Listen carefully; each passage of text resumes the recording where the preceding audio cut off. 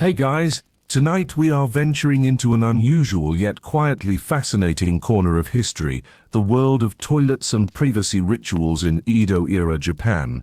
Picture yourself wandering through the winding streets of 17th century Edo, now modern-day Tokyo. The city thrums with life, merchants hawking their wares, children chasing each other and samurai striding purposefully, swords clinking gently against their hips. Amid this bustling metropolis, there's one thing you might not have considered. Where exactly do all these people go when nature calls? Tonight we're going to peel back the bamboo curtain to explore toilets, privacy, and the subtle ways Edo society handled these everyday rituals. I promise, you probably won't survive this dive into ancient sanitation. But don't worry, it's just your sense of dignity that's at stake here. So before you get comfortable, take a moment to like the video and subscribe, but only if you genuinely enjoy what I do here. And since we're settling in for the night, why not drop your current location and local time in the comments? I'd love to see where you're tuning in from tonight. Now dim the lights, maybe turn on a fan for that soft background hum, and let's ease into tonight's journey together. You find yourself wandering down a narrow Edo street, lanterns gently flickering, casting long shadows onto the dirt paths beneath your feet. Ahead, tucked discreetly between a noodle shop and a small tailor, stands a simple wood-paneled structure. Its bamboo curtain sways slightly, an invitation or perhaps a subtle warning. This, dear listener, is the Edo period toilet, a quiet refuge in the noise of daily life. Stepping inside, you're met immediately by the humble elegance of practicality. The floor beneath your feet is sturdy wood, carefully maintained to prevent splinters, a thoughtful touch for vulnerable barefoot moments. A small trench, lined meticulously with smooth stones or wood, runs neatly down the center. Here you understand instinctively lies the heart of Edo sanitation, a careful balancing act between function, modesty, and surprisingly thoughtful aesthetics. In Edo, toilets weren't exactly luxury suites, but neither were they crude pits. Instead, each facility was designed with an impressive level of sophistication. Toilet spaces ranged widely, from communal facilities used by everyday citizens to carefully curated private privies reserved for the affluent. You'd find intricately latticed screens, crafted to allow fresh air circulation while protecting the modesty of occupants. It wasn't uncommon for toilets to feature gentle sloped roofs, designed specifically to shelter users from the elements without trapping foul odor. While the visual aesthetics might surprise you pleasantly, what you probably don't anticipate is the cleverness behind Edo's waste management system.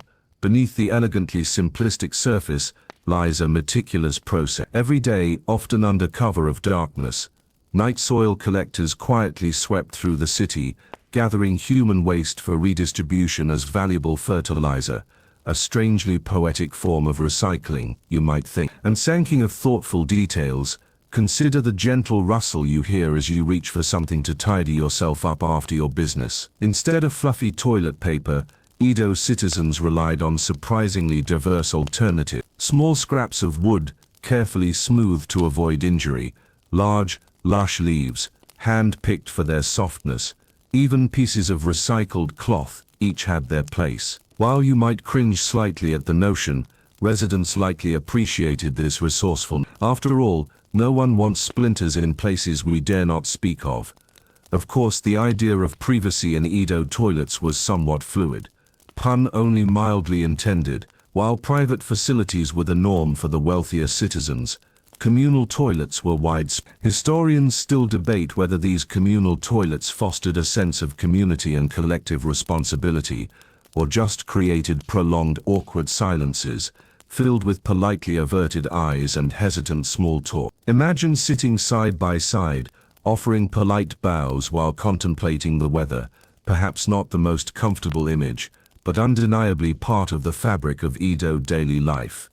Despite these communal scenarios, Edo society was remarkably adept at maintaining personal dignity. Toilets might be simple wooden structures, but they often featured carefully positioned screens, or curtains, allowing privacy without completely isolating individuals. The soft, gentle sway of a bamboo curtain provided reassurance, offering the illusion, or perhaps the genuine experience, of solitude within a crowded urban space.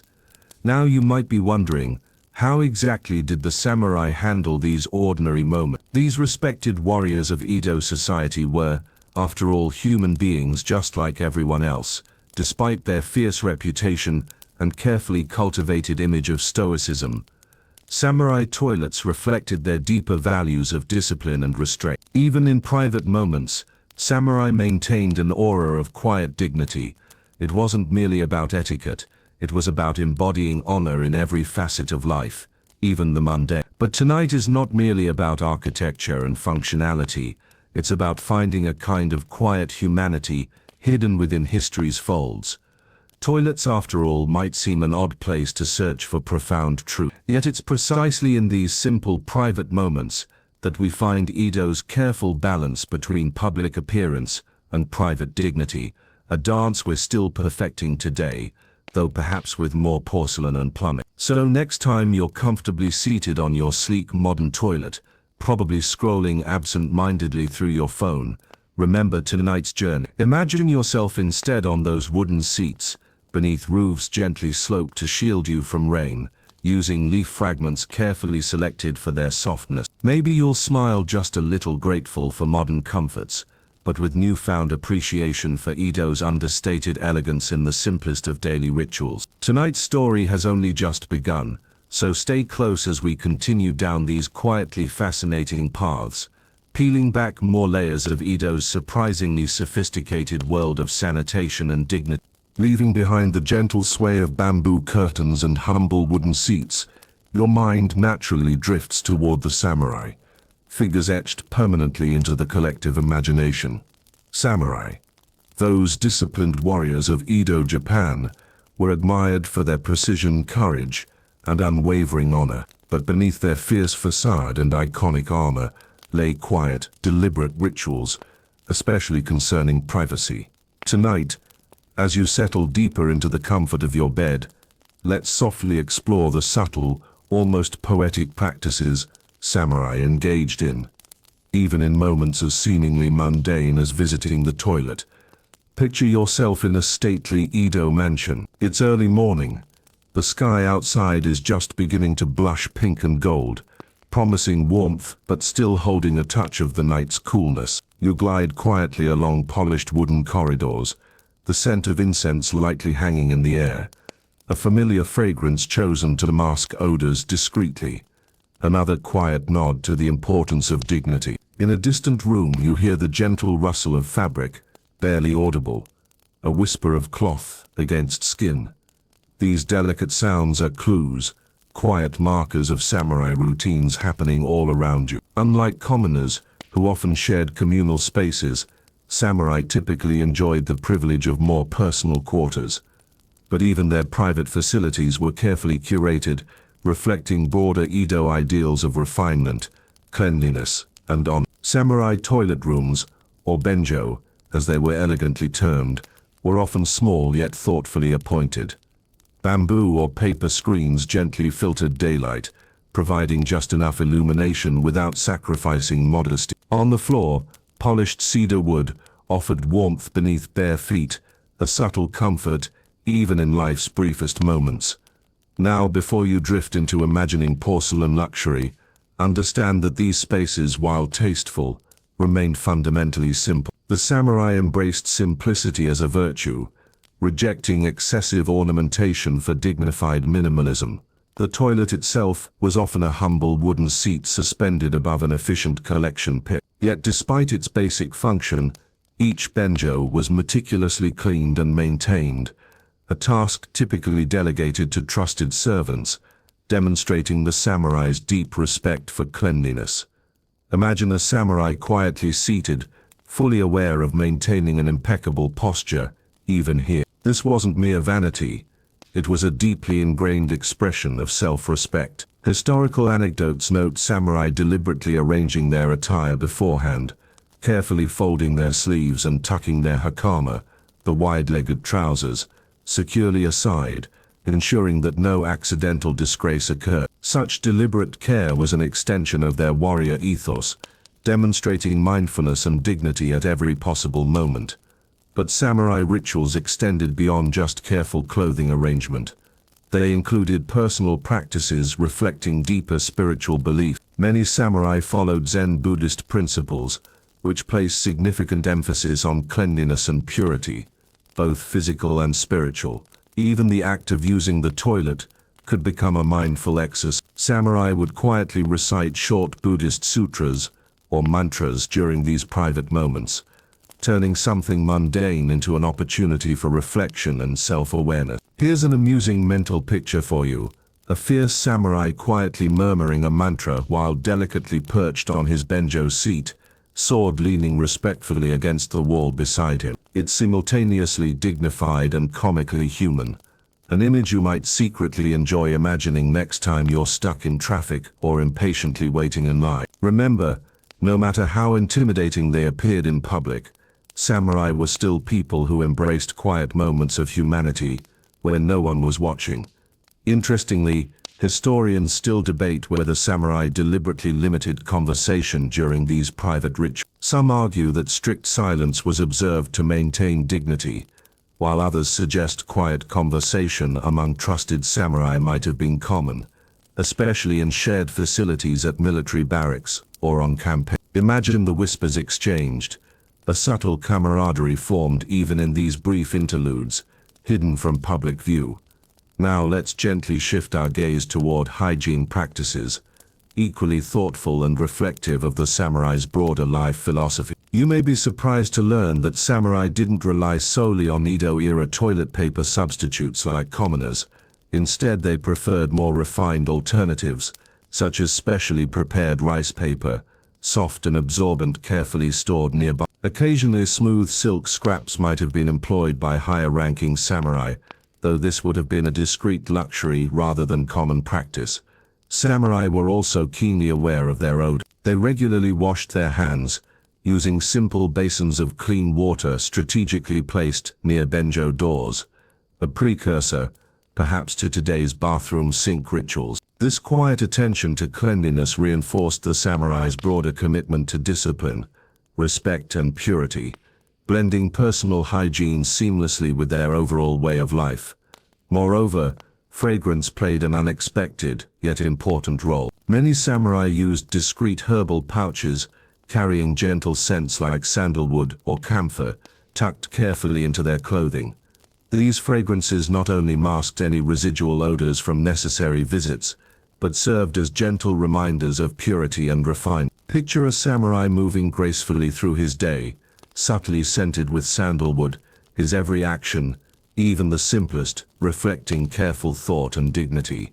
And here's another quietly amusing tidbit for you to consider. The samurai class took etiquette so seriously that certain manuals even included instructions for toilet behavior. Yes, indeed. Imagine a young samurai apprentice earnestly studying proper bathroom etiquette alongside swordsmanship and poetry. It underscores just how deeply samurai valued harmony, discipline, and personal dignity, no matter the context. As tonight's gentle exploration continues, you might begin to appreciate just how thoughtful, even poetic, samurai privacy rituals truly were. Far from being merely functional, their practices were deeply embedded in a broader philosophy of life, one where dignity, mindfulness, and honor quietly infused even the smallest, most private acts. So the next time you find yourself impatiently waiting outside a bathroom door, perhaps take a breath, relax, and remember the samurai's calm dignity. Perhaps quietly murmur a mantra, or just smile gently, knowing that even great warriors pause to reflect on life's humblest moment. Let yourself drift deeper now, imagining the quiet rustle of silk, the gentle scent of sandalwood, and the soft murmurs of samurai mantras floating gently into the night. Leaving behind our disciplined samurai, murmuring mantras and delicately folding their hakama, you now wander deeper into Edo itself, a city of dazzling complexity quietly humming with innovation. Tonight, as you sink further into restful calm, we'll gently uncover Edo's surprisingly sophisticated approach to waste management.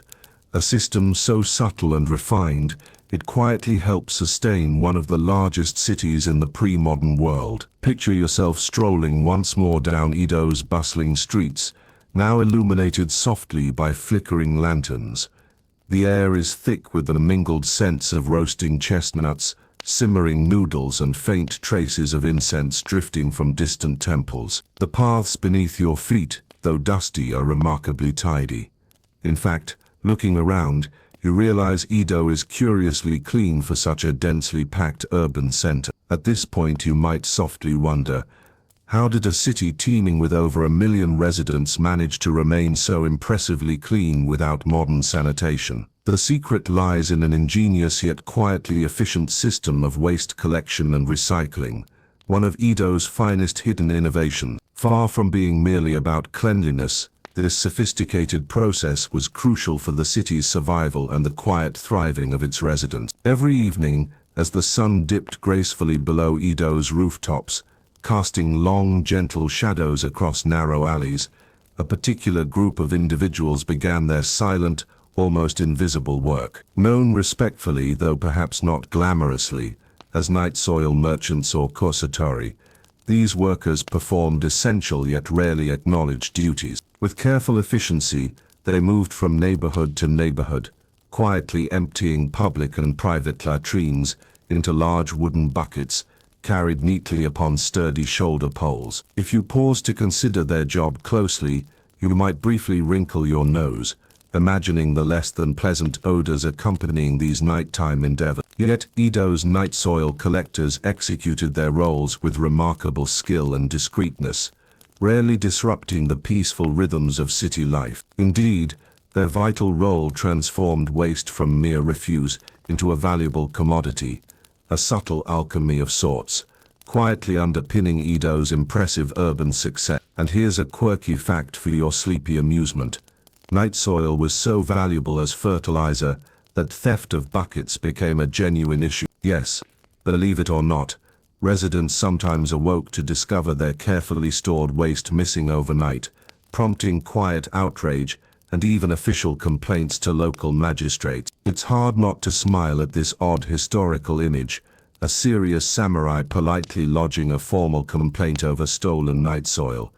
But back to our quiet heroes, the corsatori. After collecting waste, they transported their precious cargo carefully beyond Edo's city limits to rural farmland. Here, night soil became critical fertilizer, nourishing rice paddies, vegetable plots, and fruit orchards that in turn fed the city. This ingenious cycle of recycling quietly sustained Edo's population, elegantly balancing urban hygiene with rural agricultural needs, a harmony both efficient and ecologically insightful.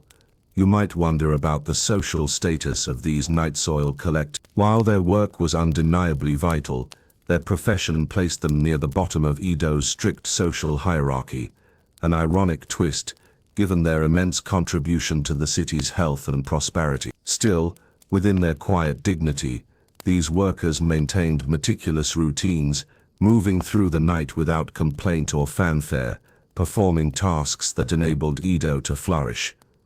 Historians still debate precisely how well regulated Edo's waste management truly was. Some argue that strict regulations governed night soil collection, emphasizing careful cleanliness and efficiency. Others suggest the system was somewhat more chaotic, with informal arrangements often prevailing, particularly in poorer neighborhoods. Regardless, what remains clear is Edo's impressive, collective effort towards sanitation, one quietly ahead of its time. And this brings us to another gentle innovation worth noting. Edo residents weren't merely passive participants in sanitation.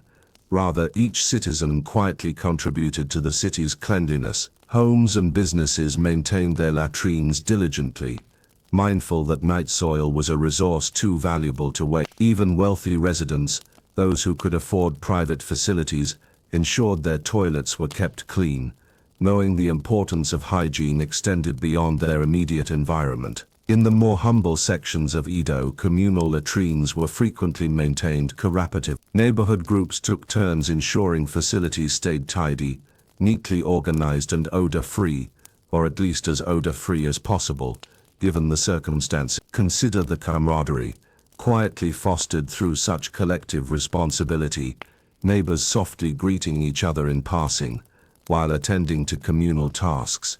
It's a comforting thought, perhaps easing you even deeper into relax. And Edo's subtle brilliance didn't stop merely at waste collection. Urban planners and architects incorporated clever designs to manage sanitation effectively. Streets gently sloped to guide runoff toward nearby waterways, preventing stagnant puddles and ensuring drainage, a quietly ingenious engineering solution. Additionally, residents strategically placed charcoal and ash beneath latrine floors to absorb odors and liquids, significantly improving overall hygiene. Imagine quietly tossing a handful of fragrant ash onto glowing embers in your home hearth, never realizing how effectively this simple material controlled odors elsewhere. But here's another amusing historical footnote. Edo-era sanitation occasionally had unexpected consequences. For instance, fish thriving downstream of Edo's waterways often grew unusually large and robust, nourished by nutrients inadvertently entering rivers. Edo residents humorously referred to these robust specimens as night soil-fed fish, gently poking fun at the unintended culinary benefit. It's an odd culinary twist, perhaps making you grateful for modern food standards, but amusing nonetheless. Quietly returning to the central image of Edo's streets, gently illuminated by soft lanterns, you now appreciate just how deliberately crafted the city's sanitation infrastructure truly was. Edo's planners, architects, night soil merchants, and everyday citizens collaborated silently, yet powerfully, creating a sophisticated system that balanced public health, agriculture, and cleanliness, a model still admired by urban historians today. As you lie comfortably tonight, gently drifting closer to sleep, perhaps you'll carry a newfound respect for those quiet essential workers, the kusatori, who tirelessly maintained Edo's subtle yet highly effective sanitation system. Their quiet dignity, humble yet indispensable, sustained not just Edo's cleanliness, but its very existence, softly demonstrating how even the most ordinary tasks can shape the course of history. And as your breathing slows, feeling increasingly relaxed, perhaps you'll dream of walking softly along Edo's tidy streets, appreciating the simple elegance of a city built quietly but brilliantly on a foundation of humility, ingenuity, and thoughtful care.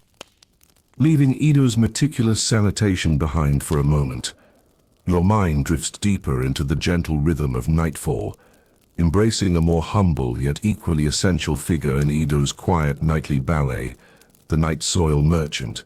Tonight, as your breathing slows and your body grows heavy beneath your blankets, let's softly explore the lives of these unsung heroes, the silent workers whose discreet labor kept Edo's bustling streets clean and farms fruitful. Imagine yourself standing quietly at the edge of Edo as dusk slowly drapes the horizon in gentle purples and soft oranges. The day's busy hum gently fades into distant murmurs, replaced by a quieter chorus of nighttime sounds, the chirping crickets, the soft whisper of a cool breeze, and the occasional creak of wooden carts rolling quietly along dirt roads. And among these subtle noises, another sound emerges, a gentle shuffling, barely audible, hinting at the careful, methodical movement of those performing their essential nightly rounds. These are Edo's night soil merchants, known colloquially as kusatori, moving discreetly through the city, buckets balanced on sturdy shoulder poles,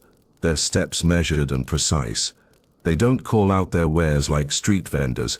They require no announcement or fanfare. Instead, they glide silently from neighborhood to neighborhood, from latrine to latrine, performing their duties with an efficiency honed by routine and quiet dignity. At first glance, you might mistake them for shadows moving gently in the moonlight, their quiet presence almost unnoticed by sleeping residents.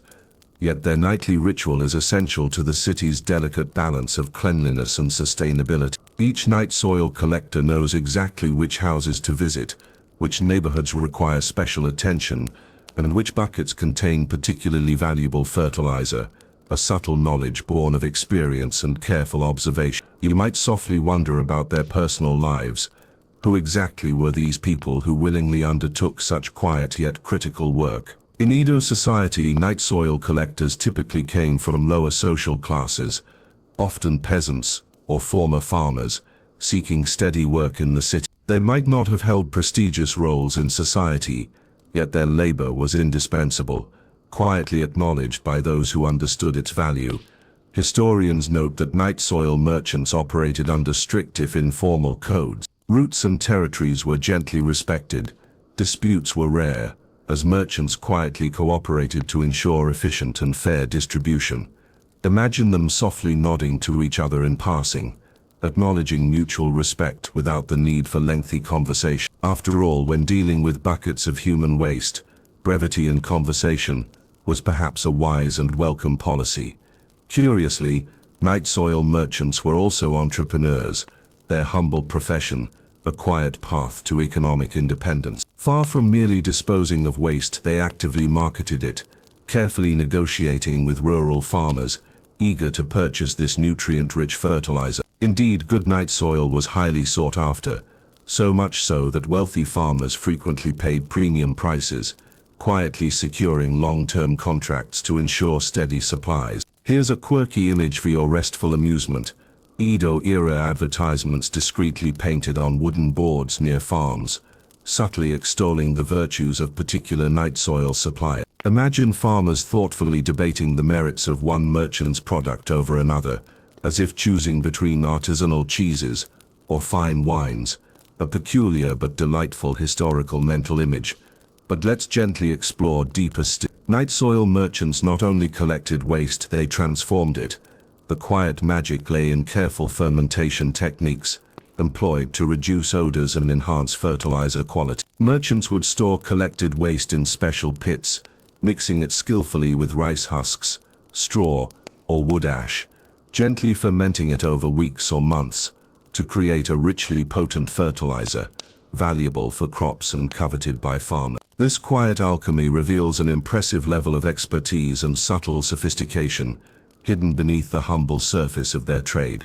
Moreover, night soil merchants played another unexpected yet essential role in Edo society: public health monitoring. Given their nightly rounds, they were often the first to notice subtle changes in community health, detecting early signs of disease outbreaks or sanitation issues. Quietly and discreetly, they might alert authorities, indirectly helping maintain Edo's overall health. This quiet vigilance underscored their importance beyond mere sanitation, illustrating the broader societal impact of their humble profession. Historians still debate how well regulated Edo's night soil industry truly was. Some suggest it operated with informal efficiency, with merchants quietly respecting territories and self-regulating standards.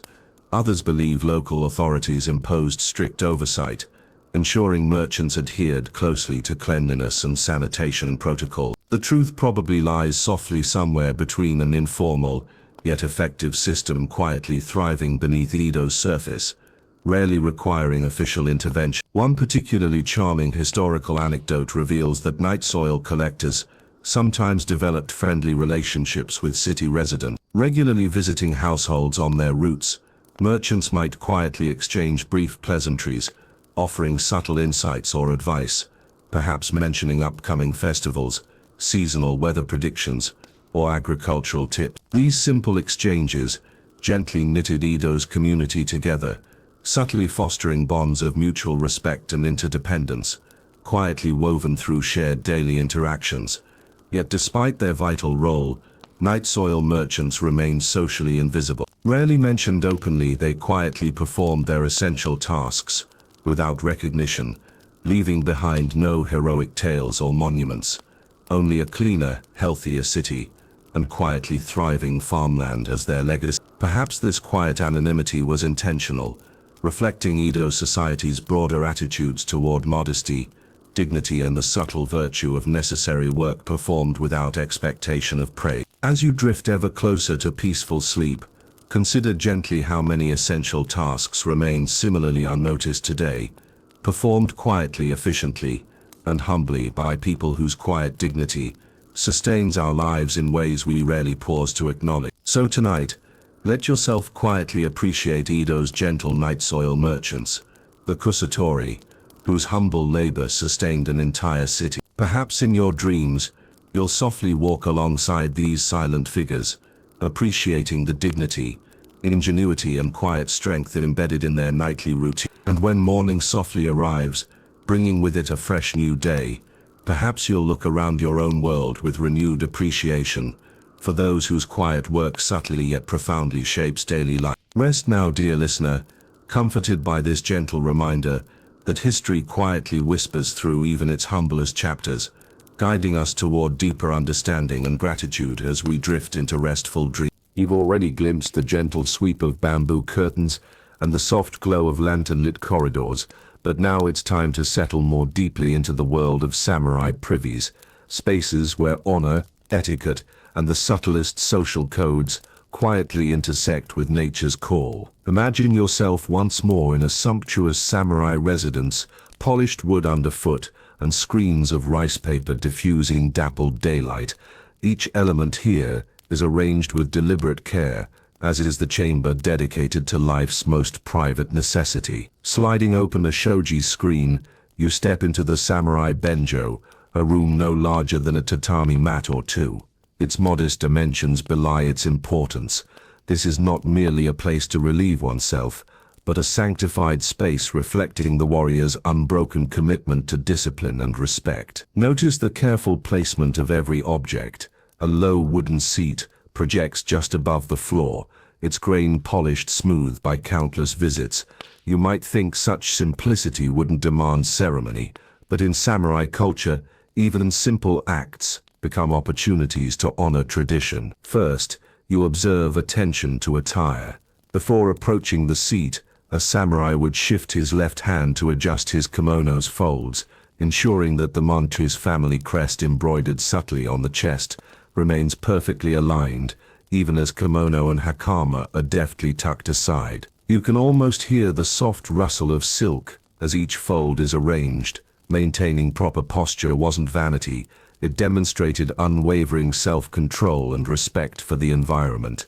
Next, consider the entrance ritual. Rather than barging in, a samurai paused at the threshold, offering a silent bow toward the room's small alcove. Within that alcove sat a single unadorned scroll depicting a guestless bamboo grove, an image chosen for its associations with humility and resilience. With this quiet gesture, the samurai acknowledged the space as ennobled ground, no different from a tea house or meditation room. Historians still argue whether every samurai adhered strictly to this practice, or if it varied by school and rank, but the overall emphasis on ceremony remains clear. Once inside, the samurai would settle himself gracefully, keeping back straight and shoulders relaxed. A small vessel of water stood at his side, accompanied by a polished lacquer ladle. This was not merely for cleaning hands afterward, it formed part of a dignified sequence. After relieving himself, the samurai would pour water slowly, guiding it over his fingers and letting it trickle softly into a shallow basin. The gentle splash echoed in the simple chamber, a moment of mindfulness that acknowledged life's cycles and reaffirmed physical purity, a concept central to both samurai ethics and Shinto beliefs. Perhaps most intriguing is the poetical etiquette around speech. In many samurai households, frank noises were met with wry humor. One archival anecdote describes a young retainer discreetly coughing when he thought his lord had made a too loud exhalation, but formal etiquette required silence. The benjo was a place for introspection, or at most, whispered soliloquy. Some samurai even carried small written admonitions, brief maxims or haiku pinned near the entrance, prompts encouraging calm and focus. One surviving scroll reads, "Gently let go, mind unburdened," reminding the occupant to release not just bodily waste, but also mental clutter. You might find it odd that toilets could host poetry, but in Edo Japan the boundary between the artistic and the practical was often blurred. In fact, a few samurai studied specialized etiquette manuals, books no thicker than a hand, that dedicated entire chapters to ideal toilet posture, appropriate silence, and the correct method for handling wiping cloths. These manuals were less widespread than general etiquette guides, but they circulated among junior officers keen to master every facet of the warrior code. It's a quirk that hints at samurai dedication. No act was too humble to escape ritual codification. Another subtlety, fragrance. Samurai toilets often featured a shallow box of fragrant wood shavings, sandalwood for higher ranks, fragrant cedar, or plum blossoms for lower. With each visit, a samurai might sprinkle a few shavings onto a small charcoal brazier, the thin plume of scented smoke curling upward, masking odors and lifting the spirit. It's a sensory detail historians still debate. Some sources claim it was common, others suggest it was more symbolic. Either way, the idea of scented smoke rising in a simple lavatory evokes a quietly refined ceremony. Finally, when the business was done, departure itself was a ritual. The samurai stood, smoothed his garments, and performed a second bow toward the bamboo scroll. Then, retrieving the braided cord of a small calligraphy brush left near the alcove, he inscribed a single character, often purity, or were, emptiness, on a scrap of paper tucked into a small wooden box. This act sealed the ritual, affirming both physical and spiritual cleansing. Only then did the warrior resume his duties, stepping back into the world with composure intact. Through all these details, bowing at the door, the fragrance of fine woods, the poetry and admonitions, you see how samurai etiquette transformed a routine act into a moment of dignity and self-reflection. In a world often defined by sword and strategy, their toilets became quiet sanctuaries of honor. Tomorrow, when you rise and use your own bathroom, remember this: a simple pause, a mindful breath, a tiny ritual can turn even the most ordinary task into something quietly profound. Let the samurai's poise guide you toward a small moment of calm, honoring both body and mind.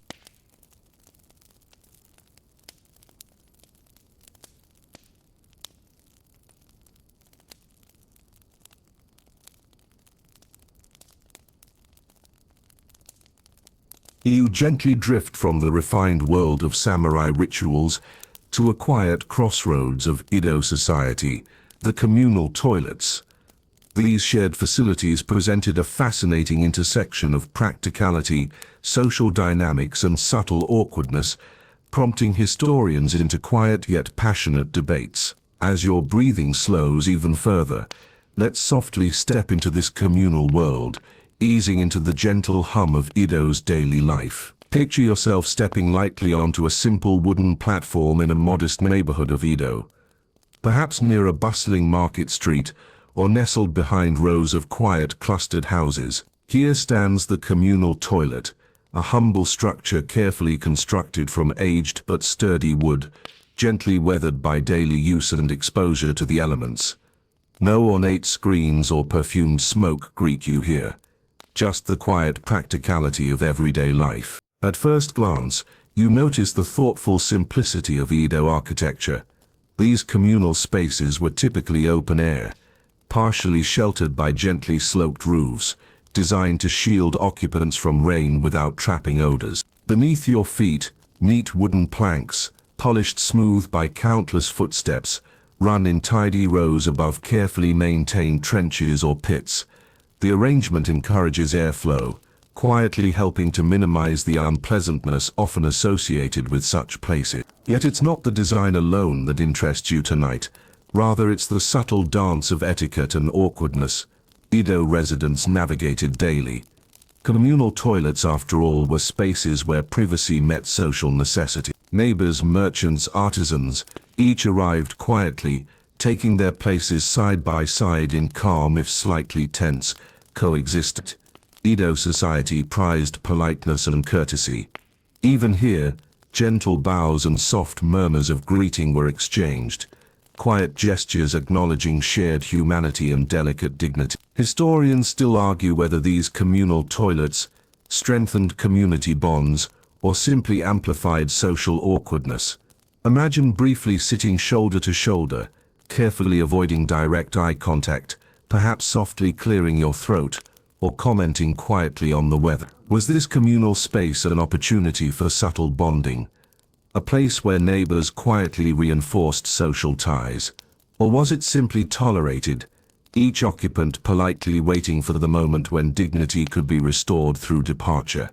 Amusingly, Edo literature hints at both possibilities. Diaries and satirical writings from the period include gentle anecdotes of casual conversations sparked in these unlikely settings. One famous collection humorously recounts merchants calmly exchanging market gossip while perched side by side, gently ignoring the strangeness of their shared circumstance. You might softly smile at this mental image, appreciating Edo's quiet capacity for humor amid life's mundane discomfort. But it wasn't just merchants and neighbors who frequented communal toilets. Even lower-ranking samurai occasionally shared these facilities, particularly in crowded urban districts. Imagine the subtle tension as a disciplined warrior entered such a humble space, perhaps quietly bowing or gently nodding in acknowledgement to commoners seated nearby. This simple gesture, performed with characteristic samurai grace, subtly reaffirmed social order, while quietly demonstrating humility, a nuanced balance Edo's culture delicately maintained. Yet despite these social complexities, communal toilets remained central to Edo's remarkable sanitation system. Their careful positioning, often near waterways or agricultural fields, allowed efficient removal and recycling of waste, quietly contributing to the city's hygiene. Neighborhood committees took responsibility for upkeep, rotating duties among households. This quiet cooperation fostered collective responsibility, subtly reinforcing community cohesion through shared effort. Interestingly, communal toilets also played a discrete role in Edo's crime prevention strategies. Historians note that strategically placed facilities often discouraged late-night loitering or suspicious gatherings, subtly shaping neighborhood safety through practical necessity. Imagine quietly realizing this. Edo planners ingeniously turned even humble toilets into quiet sentinels, gently maintaining social order without force or confrontation. Still, Edo's communal toilets weren't entirely harmonious. Occasional disputes quietly arose over maintenance responsibilities or access, especially in crowded neighborhoods where demand exceeded availability. Such conflicts, recorded with characteristic Edo politeness in official documents, rarely escalated beyond gentle disagreement. Instead, community elders quietly mediated, reinforcing social harmony through careful diplomacy and patient negotiation. You might wonder softly about toilet paper or its Edo equivalent in these communal spaces. Surprisingly diverse materials appeared here too. Bundles of straw, carefully softened rice husks, or neatly stacked leaves were thoughtfully provided. Neighborhood groups sometimes pooled resources, ensuring materials were replenished regularly, quietly demonstrating community care. Of course, quality varied, leading Edo residents to gently joke or grumble about particularly scratchy supplies, a subtle reminder of life's simple inconveniences, transcending historical era. Another charming Edo custom quietly emerged around communal toilets, small gardens or herb plots planted nearby. Neighborhood residents grew fragrant plants such as mint, lavender or rosemary, gently improving the surrounding air quality. Imagine softly brushing your fingers over fresh mint leaves as you leave the communal toilet, a quiet act, subtly cleansing your senses, a thoughtful Edo innovation balancing practicality and aesthetic. And here's one more quietly amusing historical tidbit.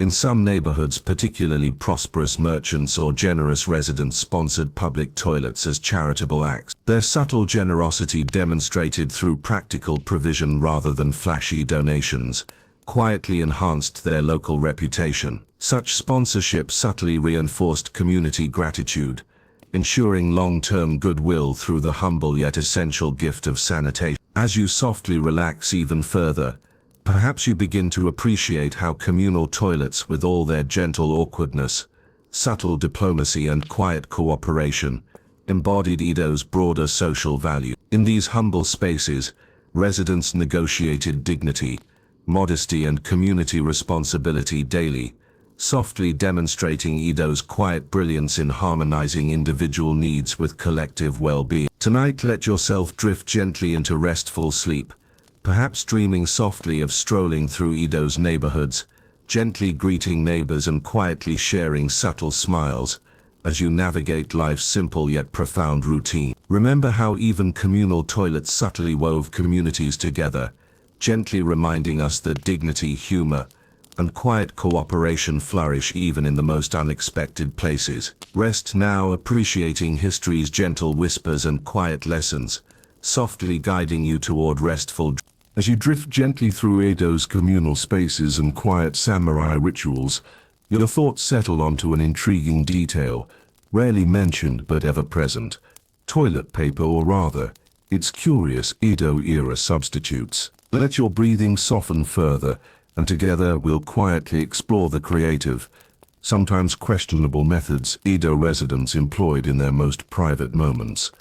Picture yourself calmly seated in a cozy corner of a modest Edo home, feeling the warmth of polished wood beneath your feet. Next to you, neatly stacked on a low wooden shelf, are small bundles of carefully prepared materials, softened leaves, gentle strips of fabric, or even polished wooden sticks. It may seem odd from your modern vantage point, yet each item represents a quiet testament to Edo's resourcefulness and practicality. Let's begin with the simplest alternative: leaves. Edo residents frequently turn to nature's generosity, carefully selecting plants whose leaves offered both softness and absorbency. The large leaves of the washi-noki plant, for example, were especially prized, soft enough to ensure comfort, yet sturdy enough to do the job efficiently. You might gently smile at the thought of Edo residents strolling softly through gardens, quietly inspecting foliage for suitability, turning everyday greenery into subtle bathroom essentials. But leaves, of course, had their drawbacks. They weren't always abundant in urban centers or accessible in every season, prompting Edo residents to quietly consider alternatives. One commonly used substitute was rice straw, carefully bundled and softened through repeated soaking and gentle beating. Though not the most comfortable option, rice straw was abundant and sustainable, a quiet reflection of Edo's remarkable skill in resource management. Imagine briefly the soft rustling sound as Edo citizens reached for these bundles, perhaps gently sighing at the scratchiness while appreciating the practicality. After all, comfort was sometimes quietly sacrificed for sustainability, a subtle choice, still relevant today. But Edo creativity didn't end there. Wealthier households might recycle fabric scraps into discreet wiping cloths, thoughtfully washed and reused, a subtle luxury emphasizing cleanliness and comfort. Such cloths, often fashioned from old kimono fabric or cotton remnants, were carefully stored, cleaned separately, and scented with gentle herbs like lavender or sandalwood, softly combining practicality with refined elegance. Yet cloth brought its own quiet challenges. Keeping these wiping cloths hygienic required thoughtful attention, and laundering them discreetly became a delicate task, often delegated to trusted servants. Imagine a gentle sigh from these Edo-era servants, quietly folding and washing cloths, their subtle efforts maintaining household dignity. Another fascinating alternative, surprising yet ingenious, was wood.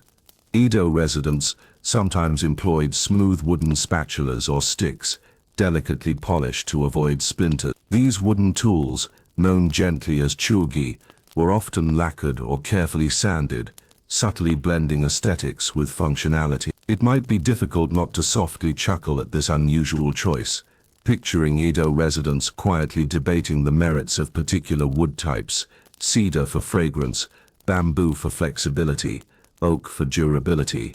Subtle yet important distinctions for everyday comfort. Historians still debate how widespread wooden chugi truly were. Some suggest their use was primarily rural or military, practical solutions for soldiers and travelers, lacking immediate access to softer material. Others argue they were surprisingly common, quietly preferred in certain urban areas, for their durability and ease of cleaning. Regardless, the existence of these carefully crafted wooden tools underscores Edo's quiet ingenuity, adapting everyday resources to meet essential human needs. For those who could afford it, rice paper emerged as an elegant alternative. This soft, absorbent paper, often gently perfumed, was carefully produced in small workshops, specializing in luxury household goods. Edo's artisans quietly marketed these papers as refined products, subtly appealing to higher classes who valued comfort and cleanliness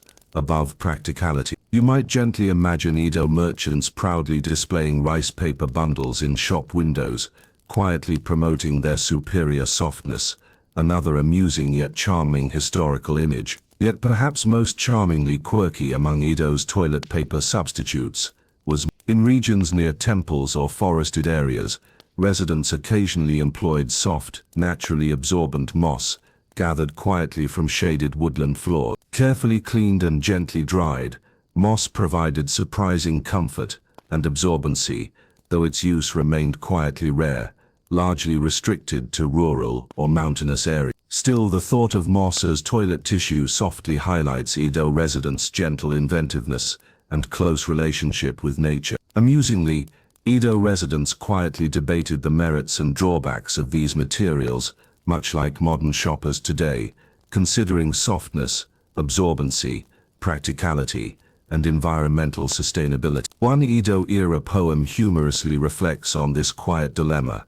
Soft leaves soothe, wood endures, cloth comforts, but none surpass the whisper-soft moss of the sacred mountains. It's hard not to gently smile at such poetic contemplation of toilet paper substitute. In reflecting on Edo's varied solutions, you quietly appreciate the subtle humor, creativity, and practicality embedded in everyday decisions. Residents navigated personal comfort, environmental sustainability, social dignity, and hygiene, each choice quietly reflecting broader values and subtle priority. And perhaps as you lie quietly tonight, feeling the gentle embrace of sleep approaching, you might softly consider your own daily comforts with newfound appreciation. Edo's thoughtful resourcefulness gently reminds you how even the simplest choices, like toilet paper, reflect deeper human concerns of comfort, dignity, and mindful resourcefulness. As your breathing slows further, feel yourself softly drifting toward sleep, comforted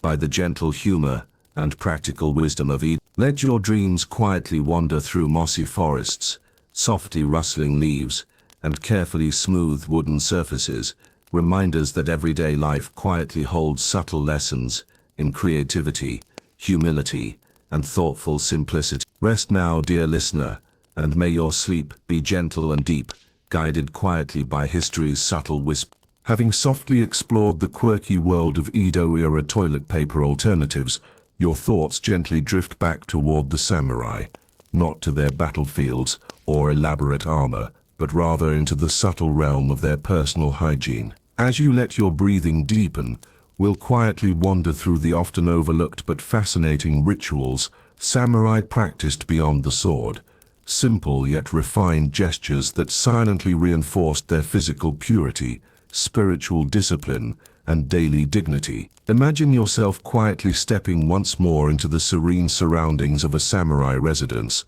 Beyond the crisp paper screens and softly gleaming wooden floors, tucked discreetly away, stands a small area dedicated to the gentle rituals of personal grooming. Here, beneath the flicker of lantern light, you find an array of subtle objects: polished combs, delicate razors, herbal washes, and carefully rolled cloths. Each item whispers quietly of meticulous attention and daily devotion to cleanliness. Samurai culture placed profound emphasis on hygiene, far beyond mere vanity. Physical cleanliness represented inner purity, a reflection of moral character and spiritual discipline. Samurai practiced daily washing rituals, gently cleansing their hands, face and feet with pure water, often infused with subtle herbal scents like cedar or camphor, believed to purify both body and spirit. You might softly imagine a samurai quietly performing his morning ablutions, gently pouring water from a bamboo ladle into a small basin, each movement deliberate, mindful, almost meditative. After washing, he might carefully pat himself dry with a clean linen towel, absorbing residual moisture with quiet dignity. This routine, performed daily, quietly reinforced the samurai's discipline and inner composure. Hair care was similarly meticulous. Samurai wore their hair carefully groomed, often tied neatly atop the head in distinctive topknots. Maintaining this hairstyle required regular care, careful washing, gentle combing, and precise trimming. Samurai used special combs carved from smooth boxwood or polished bamboo, each stroke an exercise in quiet mindfulness, subtly maintaining personal dignity. Occasionally fragrant oils derived from camellia or sandalwood were softly massaged into their hair, offering both nourishment and subtle fragrance, gently reinforcing their aura of calm refinement. Now here's an amusing historical footnote. Samurai were so particular about their hair grooming that specialized barbers known as kamasori-shi quietly earned respected roles in society. These barbers carefully attended to samurai clients, performing meticulous trims and shaves, often gently chatting or quietly listening, subtly becoming trusted confidants. Historians still debate whether these barbers sometimes doubled as informal therapists, quietly absorbing samurai anxieties amid careful combing, an intriguing image worth softly smiling about. Facial hair too was carefully managed. While many samurai favored clean-shaven faces, some grew neatly trimmed mustaches or beards, styles subtly signaling their rank, age or status. Razors, often forged from fine steel, featured gently curved blades, perfect for precise shaving. The act of shaving itself became a quiet ritual, slow, deliberate, mindful, transforming a mundane task into a subtle expression of discipline and self-control. Samurai's careful grooming extended even to their fingernails, trimmed short and neat, subtle symbols of their disciplined, practical nature. Nails were maintained with small, finely made tools, crafted from polished steel or delicate ivory. Samurai might carry these tools discreetly in small, intricately lacquered boxes, subtly displaying refinement and preparedness, another quiet expression of their meticulous lifestyle.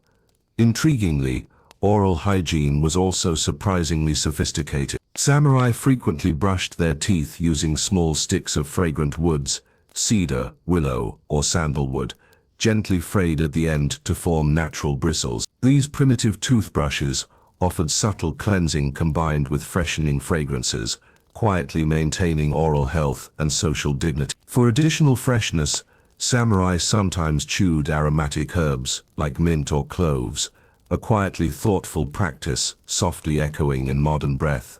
Freshness today, yet grooming rituals didn't merely reflect vanity or physical purity, they held subtle spiritual significance. Influenced by Zen Buddhism, samurai viewed cleanliness as a path to spiritual clarity, each grooming act quietly performed as mindful meditation. Historians note samurai writings often mention personal hygiene alongside meditation and swordsmanship, gently indicating that daily grooming quietly reinforced broader warrior philosophies: discipline, mindfulness, and inner harmony. Indeed, grooming spaces themselves quietly embodied samurai values: minimalist, uncluttered, functional, yet refined. You might softly appreciate the quiet beauty of these spaces: smooth wooden shelves, small ceramic basins, discreetly positioned mirrors reflecting softly flickering lantern light. Such subtle details gently reveal how deeply samurai valued simplicity and quiet elegance, even in private, everyday acts. Interestingly, historians still debate how strictly samurai adhered to these routines during wartime or travel. Some suggest that grooming standards relaxed subtly during prolonged campaigns, practicality gently prevailing over meticulous rituals. Others argue samurai carefully maintained grooming wherever possible, quietly reinforcing personal discipline amid chaotic circumstances. Perhaps the truth lies softly somewhere in between. Ritual upheld when possible, practicality quietly accepted when necessary. Tonight, as your breathing continues to slow, you might softly reflect on how these quiet grooming rituals, practiced by warriors famed for fierce combat, subtly reinforced the broader humanity beneath their armor. Samurai's meticulous attention to hygiene quietly reveals how profoundly they understood dignity, discipline, and inner peace as foundations for strength, both physical and spiritual. Perhaps tomorrow, when you quietly attend to your own daily rituals, You might gently remember the samurai's mindful approach. Whether brushing your teeth, washing your hands, or trimming your nails, let each simple act become a quiet moment of mindfulness. A gentle tribute to Edo's warriors who understood that discipline, elegance, and inner harmony quietly transform even the smallest tasks into profound expressions of human dignity. Rest now, dear listener, and let your dreams quietly wander through softly scented cedar groves, gentle lantern-lit reflections, and the subtle rustle of combs smoothing hair. Reminders that true strength lies softly within discipline, refinement, and quiet mindfulness.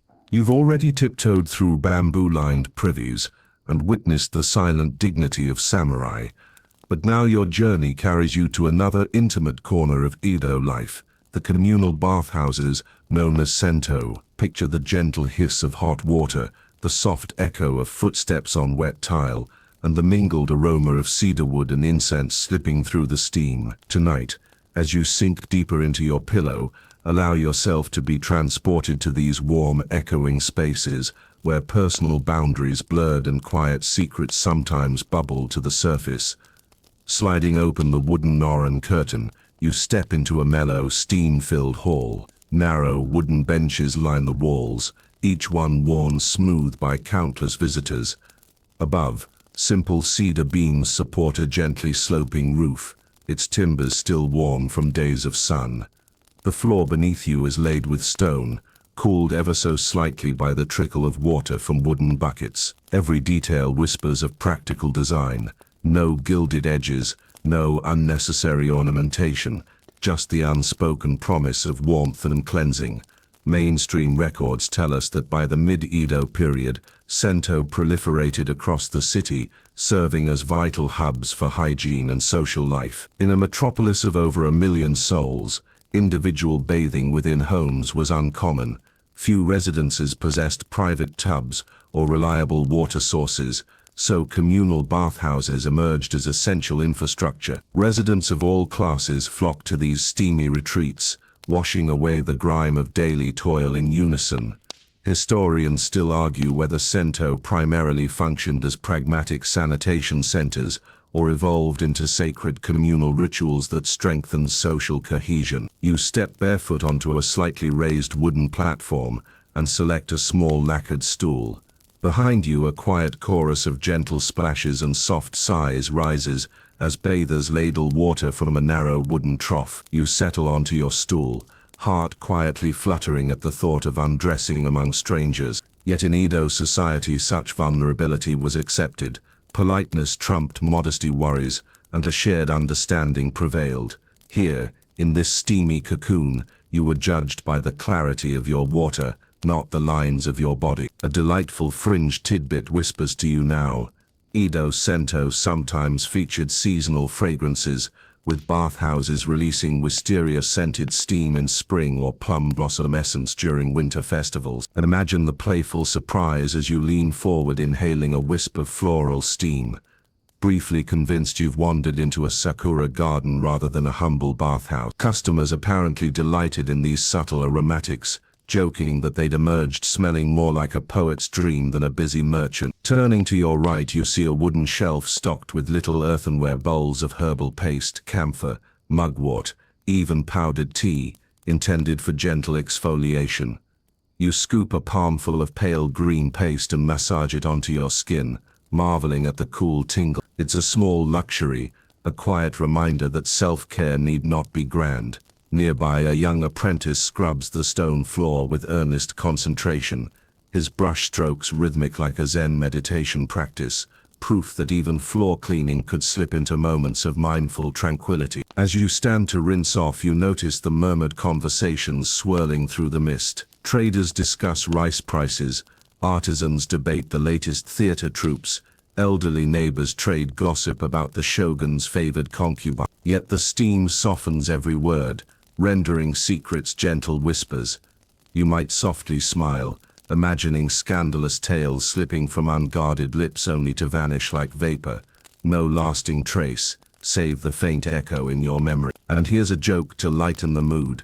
You probably won't survive this without craving a bubble bath and scented candle, modern sento perhaps. But don't worry, Your arms won't get wrinkly in here. A second joke. You may exhibit more modesty than Edo bathers, but at least no one's passing judgment over the size of your kimono. Lastly, third light quip. If you ever hear someone exclaim, "Who left the tofu soaking?" Don't panic. It's just one of those curious local nicknames for bathhouse chatter.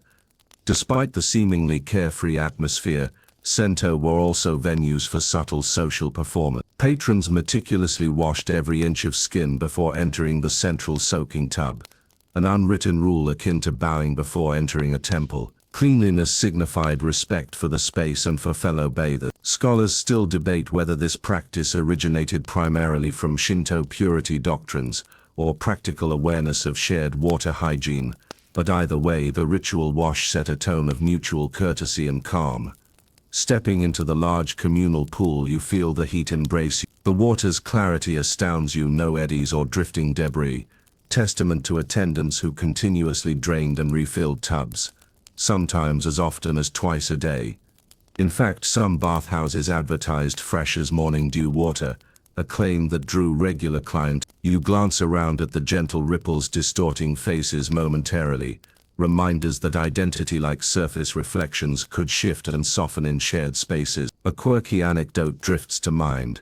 During a particularly frigid winter, one Sento introduced a fire bath technique, bathing in an outdoor wooden tub warmed by floating charcoal embers. Bathers would dip carefully, letting the embers drift to the edges, creating circles of light beneath the surface. It sounds almost magical, but records warn of caution. Some overly enthusiastic patrons did claim they briefly felt like they were relaxing atop tiny lantern boat. Thankfully, no serious injuries were reported, just a lot of charred eyebrows and embarrassed apologies. Yet Sento were not entirely frivolous. They played vital roles in public health. Municipal authorities regulated water quality and bathhouse cleanliness, occasionally suspending operations if diseases like cholera threatened. Notices would quietly appear on Noren curtains, closed for purification. Local docents then used Sento floors for impromptu clinics, offering herbal plasters or recommending rest. In these moments, the bathhouse shifted from leisure spot to communal refuge, a testament to Edo's fluid adaptability. Finally, as your bath nears its end, you step out and wrap yourself in a lightweight linen robe. The cool air kisses damp skin, refreshing after the enveloping warmth. You notice that you've emerged not just cleaned but recalibrated, a small weight lifted from muscles, a gentle clarity in mind. Perhaps this is Sento's greatest gift, the unspoken promise that in this shared space, differences dissolve, leaving only simple humanity. Now, dear listener, as you drift back toward your own world, remember the Sento's embrace, a place where modesty bowed to mutual respect, secrets slipped softly through the steam, and communities found unity in cleanliness. Let these echoes carry you gently towards sleep, reminding you that sometimes the warmest connections form in the steamiest of places. Sliding away from the warm mists of the Sento and the disciplined hush of samurai benja rituals, you find yourself drawn toward another subtle guardian of privacy in Edo, Japan. The modest curtain. These gentle veils of linen and hemp quietly shielded samurai's most private moments, weaving a soft boundary between honor and exposure. Tonight, as your eyelids grow heavier, let's softly trace the discreet sway of these privacy curtains and uncover how they became silent sentinels of dignity. You step through a narrow corridor of a samurai residence, dim lantern light dancing along polished wood. Ahead, a simple square opening leads to a small alcove. Suspended from a slender bamboo rod is the privacy curtain, Noren, but purposefully heavier and woven denser than shopfront versions. Its muted indigo hue bears the faint crest of the household, yet the fabric's coarseness promises practical protection over decorative flair. Historians still argue whether Noren originated as shop markers that samurai households later adopted, or if they evolved independently within domestic architecture. Either way, by the mid-Edo period, these curtains emerged as essential fixtures in many warrior homes, their roles quietly expanding from commercial signage to personal shields. You gently draw the curtain aside and slip into the alcove. Immediately the world outside softens, sound muffles, light dims. This is your private sanctuary, a small curtained space no wider than 2 tatami mats. Behind you the curtain sways gently, a tactile reminder of separation from the world beyond. Samurai cherished this simple device. No clattering shutters, no noisy doors, just the hush of woven fibers granting solitude. Mainstream accounts note that Norin were often treated with water-resistant oils or lacquers to ward off splashes and odors, practical details echoing the ingenuity seen in Edo's waste management system. You might chuckle to yourself at the thought of water-resistant curtains in a bathroom. Perhaps Edo's answer to modern waterproof shower curtains, minus the squeaky plastic rings. Inside your curtained alcove, you're invited to pause, reflect, and if need be tend to business undisturbed. These curtained spaces appeared not only at toilets, but at meditation corners, writing desks, and even small tea-drinking niches. Samurai valued the ability to carve private enclaves within larger rooms, weaving personal retreats with nothing more than a simple curtain and a rod. Here's a quirky tidbit. Some samurai repurposed battle flags, small banners once flown on the battlefield, as privacy curtains. Imagine the juxtaposition. A once proud emblem of martial valor, now silently protecting a discreet moment of solitude. The fabric's weight and durability made it ideal for this second life, though the crest's fading might have offered a gentle reminder that honor could be found both on the field and behind a humble curtain. Yet despite the curtain's simplicity, samurai treated its installation and maintenance with ceremony. Before hanging a new norin, the household's senior retainer, often the same person who tended the benjo's incense brazier, would ritually wash and dry the cloth under sunlight, a brief purification ritual echoing Shinto customs. Historians still argue whether these purification rites were widespread among commoners, or largely confined to higher-ranking samurai families, but the underlying principle of spiritual cleanliness remained consistent across classes. Once installed, the privacy curtain required regular care. Samurai wives or trusted maids gently brushed the fabric to remove dust, whipped away stray cobwebs, and occasionally dabbed at stubborn stains with rice water paste. Unlike Edo's communal toilets, where a discreet neighborhood committee handled upkeep, these private norin were maintained by the household itself, underscoring the samurai's commitment to self-reliance and honor. As you settle into your curtained enclave, take note of the subdued fragrance lingering in the air. Frequently, samurai household stewards tucked small sachets of dried camphor or cedarwood shavings into the curtain's folds, gently dispersing fragrance while repelling insects and masking any unwelcome odors. It's a sensory comfort not unlike the seasonal florals of the Sento, though perhaps less theatrical. It offered a consistent calming aroma. You're now enveloped in a space that feels both intimate and fortified. There's no need for locked doors. The curtain's mere presence signals boundary and respect. Guests and retainers alike learned early that when a norin swayed in a doorway, one paused, bowed, and continued quietly elsewhere. It was an unspoken etiquette, a shared code woven into the very fabric of samurai life. Of course, no discussion of privacy curtains would be complete without noting their vulnerability. Lightweight rods could sag, fabric could tear, and an inattentive occupant might accidentally brush aside the curtain, revealing more than intent. Edo-era court records even include a few amusing complaints. One young samurai scolded his steward for installing a norin too high, leading to multiple near spills of embarrassing liquids onto polished floor. It's hard not to softly chuckle at such a mundane yet relatable mishap, proof that no matter the rank, human foibles persist.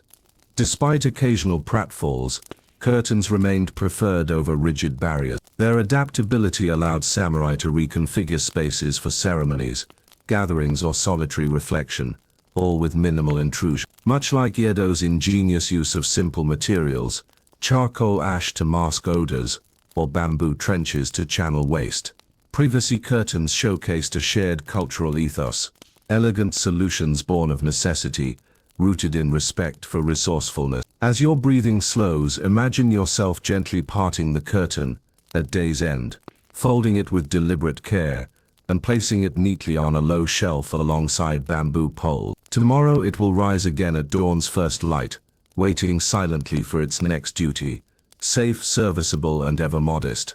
So tonight, let the soft whisper of woven cloth lull you closer to sleep. Picture those faint indigo folds shifting gently in a warm breeze, carrying with them centuries of samurai dignity and the promise of discreet refuge. In this simple veil, find comfort, a reminder that true privacy need not roar. It can live and breathe in gentle fabric, softly shielding our most human moments. You've already wandered through curtained alcoves, dipped into steamy bathhouses, and admired samurai's spotless grooming, but now it's time to address a less glamorous, yet utterly essential aspect of Edo living: odor control. As you drift deeper into this bedtime reverie, breathe in the imagined scents of charcoal and ash, herbal sachets, and incense puffs, and discover how Edo residents mastered the subtle alchemy of masking unpleasant smells. Picture yourself standing in a narrow alley just before dawn. Morning mist clings to the wooden beams of townhouses, and lantern light still flickers faintly. You pause, inhaling, and are greeted not by the stench you might expect, but by a surprisingly neutral, almost refreshing scent. How did a city of over 1 million souls keep itself from becoming a rancid pit? The answer lies in a suite of ingenious odor control techniques that quietly underpin daily life.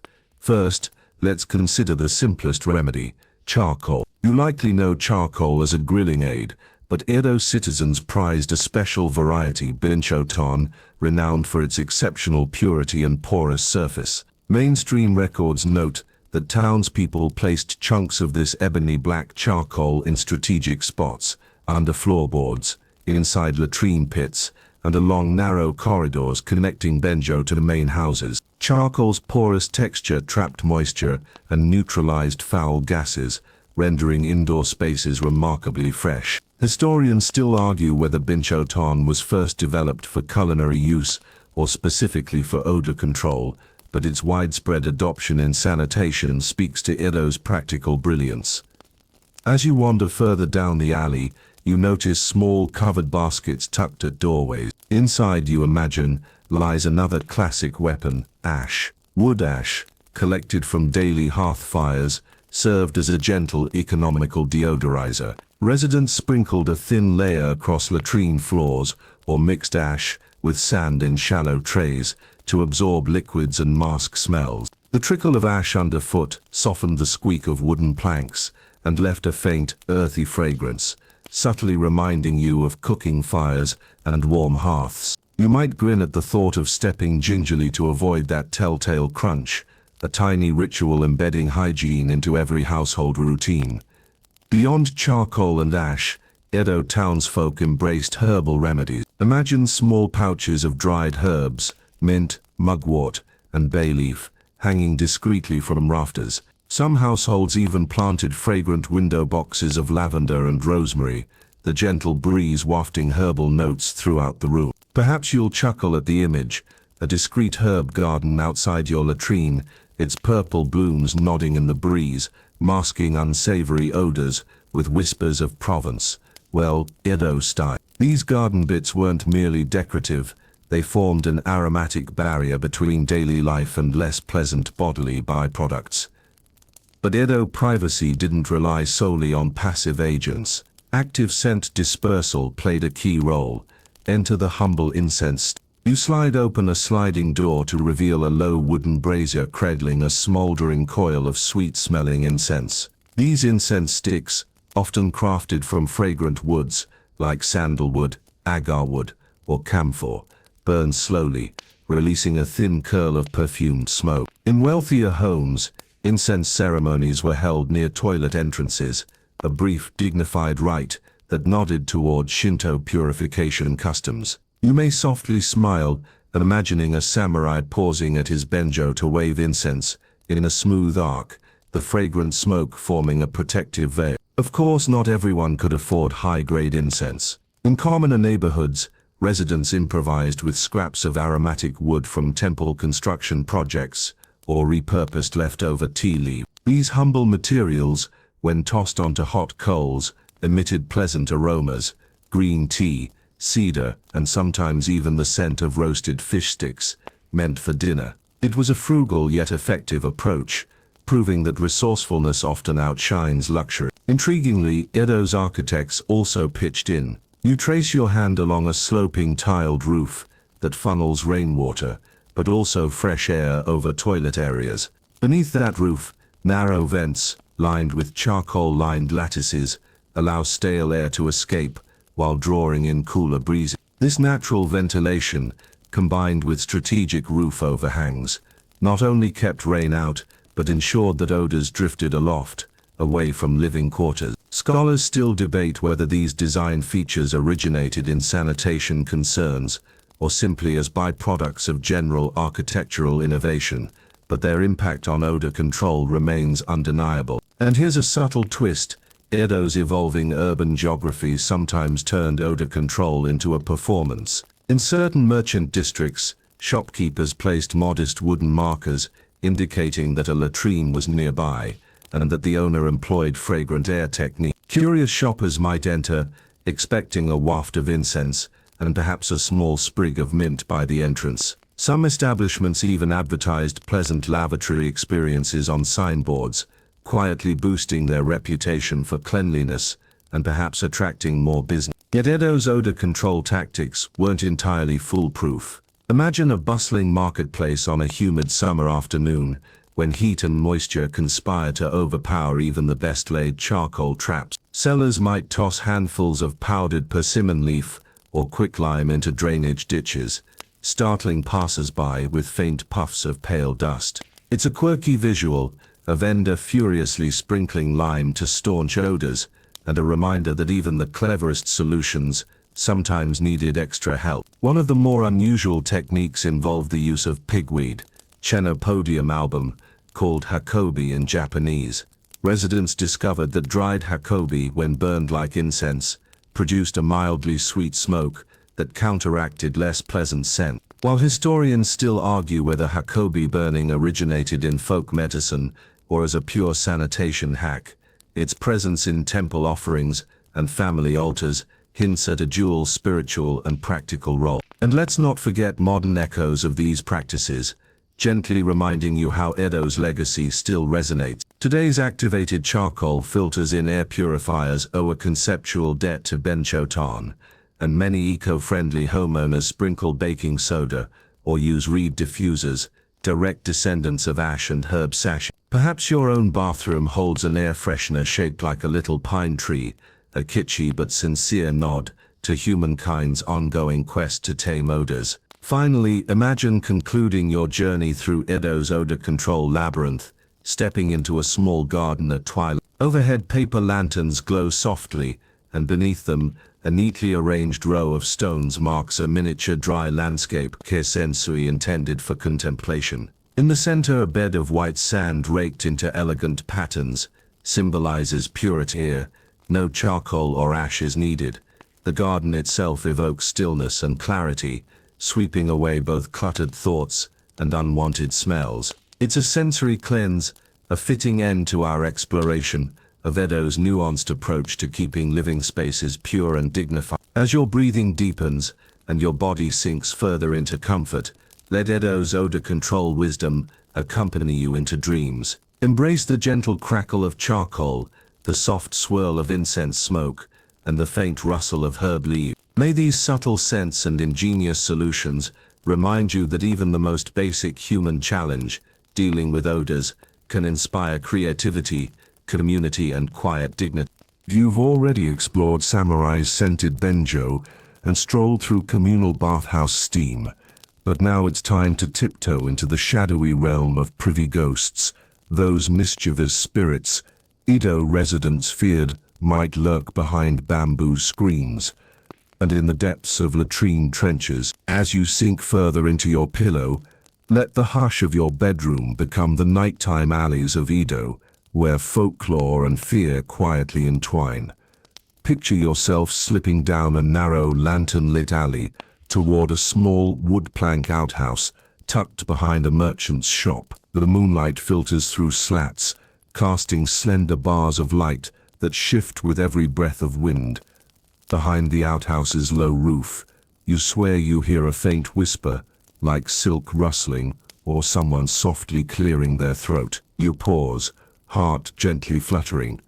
Could it be one of those famed causatori, or maybe something less mortal? Mainstream chronicles confirm that Edo's latrines were indeed considered haunted by kame spirits of the liminal space, neither fully inside nor outside the home, where human waste and ritual purity collided. Folklore held that if a toilet was neglected, thick with waste, uncleaned for days, a vengeful spirit called Benjo-game might arise, playing tricks on unsuspecting users. Historians still argue whether Benjo-game tales were primarily cautionary fables to encourage cleanliness or genuine ghost stories whispered around hearths at night.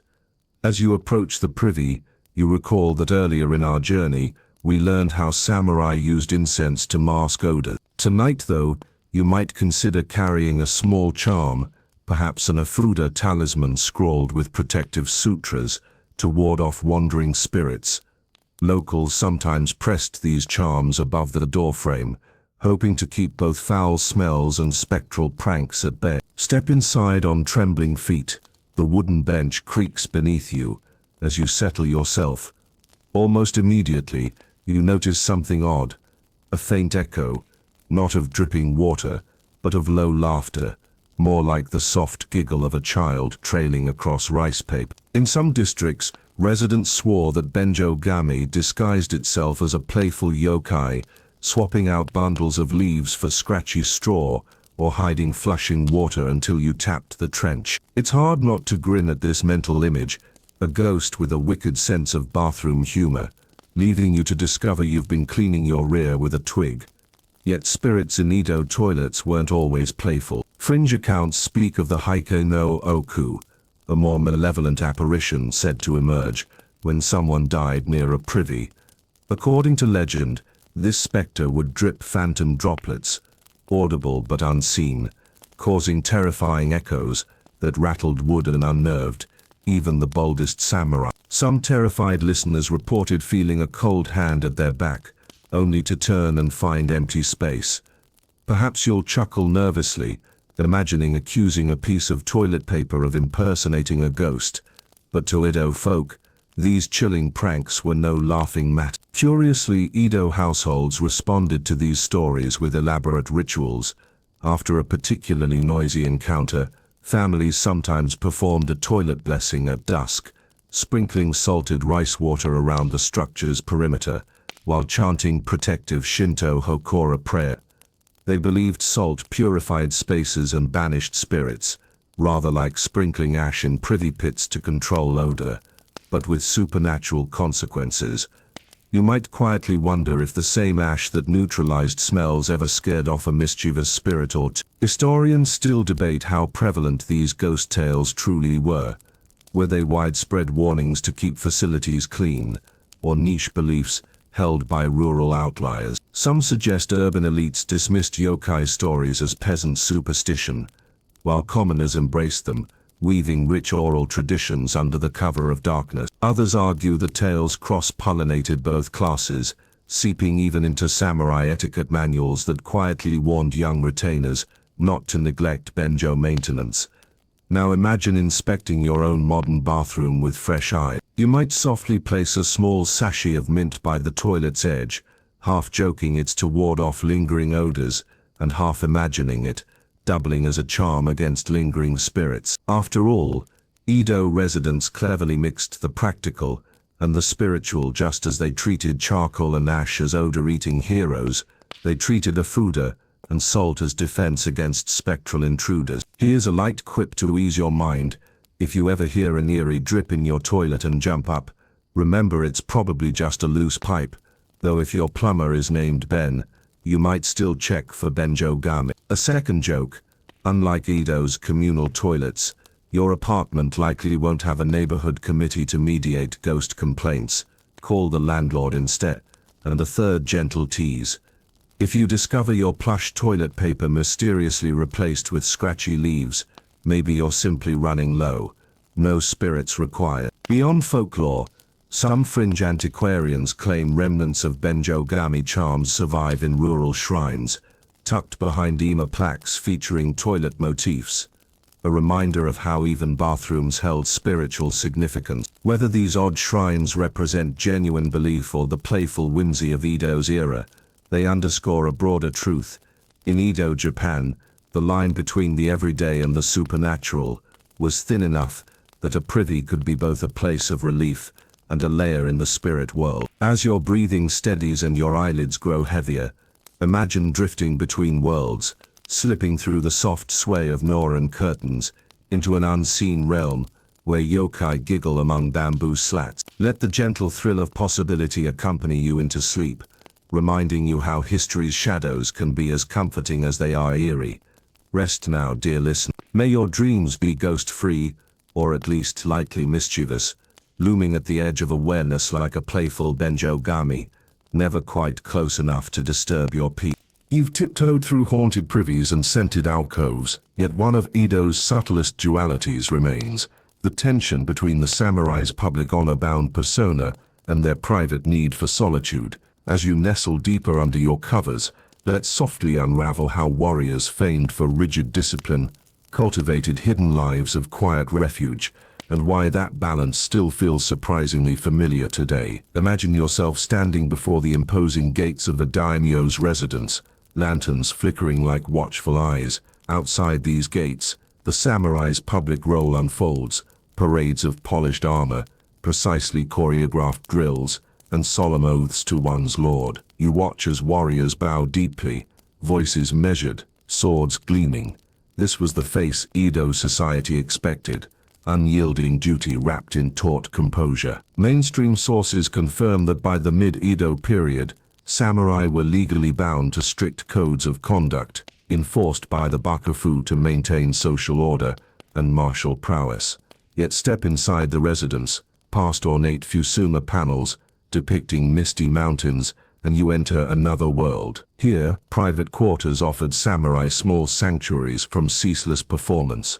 Simple tatami rooms, lined with personal belongings, awaited those weary of rigid duty. Picture a low cedar table beside a sliding shoji screen, where a tired warrior might retreat to scribble poetry or practice calligraphy in soft strokes. This private pavilion wasn't merely decoration, it embodied the necessary respite samurai required, balancing their public personas with moments of genuine solitude and reflection. Historians still argue whether these private retreats were widespread or limited to higher-ranking warriors. Some contend that only prominent samurai enjoyed lavish personal rooms, while lower-ranking retainers shared crowded barracks with scant privacy. Others suggest even humble foot soldiers carved out tiny alcoves, perhaps concealed behind weapon racks or beneath staircases, where they could remove armor, meditate, and simply breathe. The truth likely drifts between these perspectives, mirroring the delicate balance samurai themselves sought. In these quiet enclaves, samurai turned to small, sometimes eccentric hobbies to soothe frayed nerves. Here's a quirky tidbit: some samurai kept tiny bonsai trees in their chambers, tending each with calm devotion. And imagine a fearsome warrior gently snipping minuscule branches by lantern light, coaxing ancient-looking miniatures to flourish. The contrast is delightfully human: steel-clad fighters cultivating living landscapes smaller than a teacup. Beyond bonsai, many samurai concealed collections of fragrant inkstones, tortoise-shell boxes filled with aromatic soot, grinding ink for calligraphy released subtle camphor notes, a private ritual transforming martial energy into poetic inspiration. You might softly smile picturing a samurai's stern expression melting as he composes a haiku on falling cherry petals, the room scented like an incense shop, yet the interplay of public and private extended deeper. Samurai were allotted specific times for formal duties: inspection rounds at sunrise, audience with the lord mid-morning, training drills by afternoon. But what happened after sundown? Many households maintained evening shadow protocols. After official ceremonies concluded, retainers discreetly dispersed, retreating to hidden spaces. Some stories speak of clandestine gatherings in dim back rooms, where samurai shared personal grievances, read banned literature, or quietly drank sake to unbend rigid stoicism. Fringe accounts even mention secret poetry clubs, literary salons, where samurai recited verses by candlelight, hidden from the prying eyes of strict elders. Of course, these private rituals weren't always wholly private. House spies employed by rival clans sometimes slipped through narrow corridors, hoping to glimpse unguarded behavior. Samurai responded with ingenuity. False doors leading to empty chambers, decoy altars and hidden trapdoors beneath tatami mat. It's almost comical to picture a war council guest confidently striding into a room, only to find an empty floor and a sheet of paper reading, "Your humility is showing.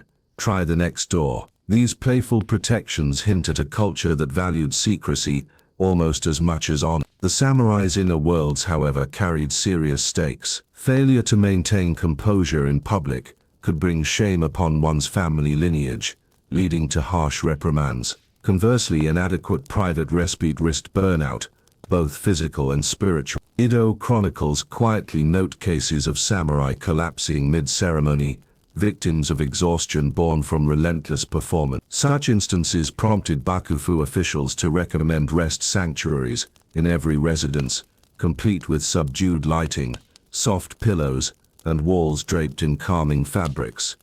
Early prototypes of mental health rooms, and yet, samurai never spoke openly of their private struggle. To fall into visible despair was to risk losing face forever. Instead, they leaned on subtle rituals, tea ceremonies held in vacant gardens under moonlight, where delicate porcelain cups and whispering bamboo leaves offered a rare chance to exhale. These nocturnal tea gatherings gently blended mindfulness with social bonding, allowing warriors to share unspoken worries without embarrassment.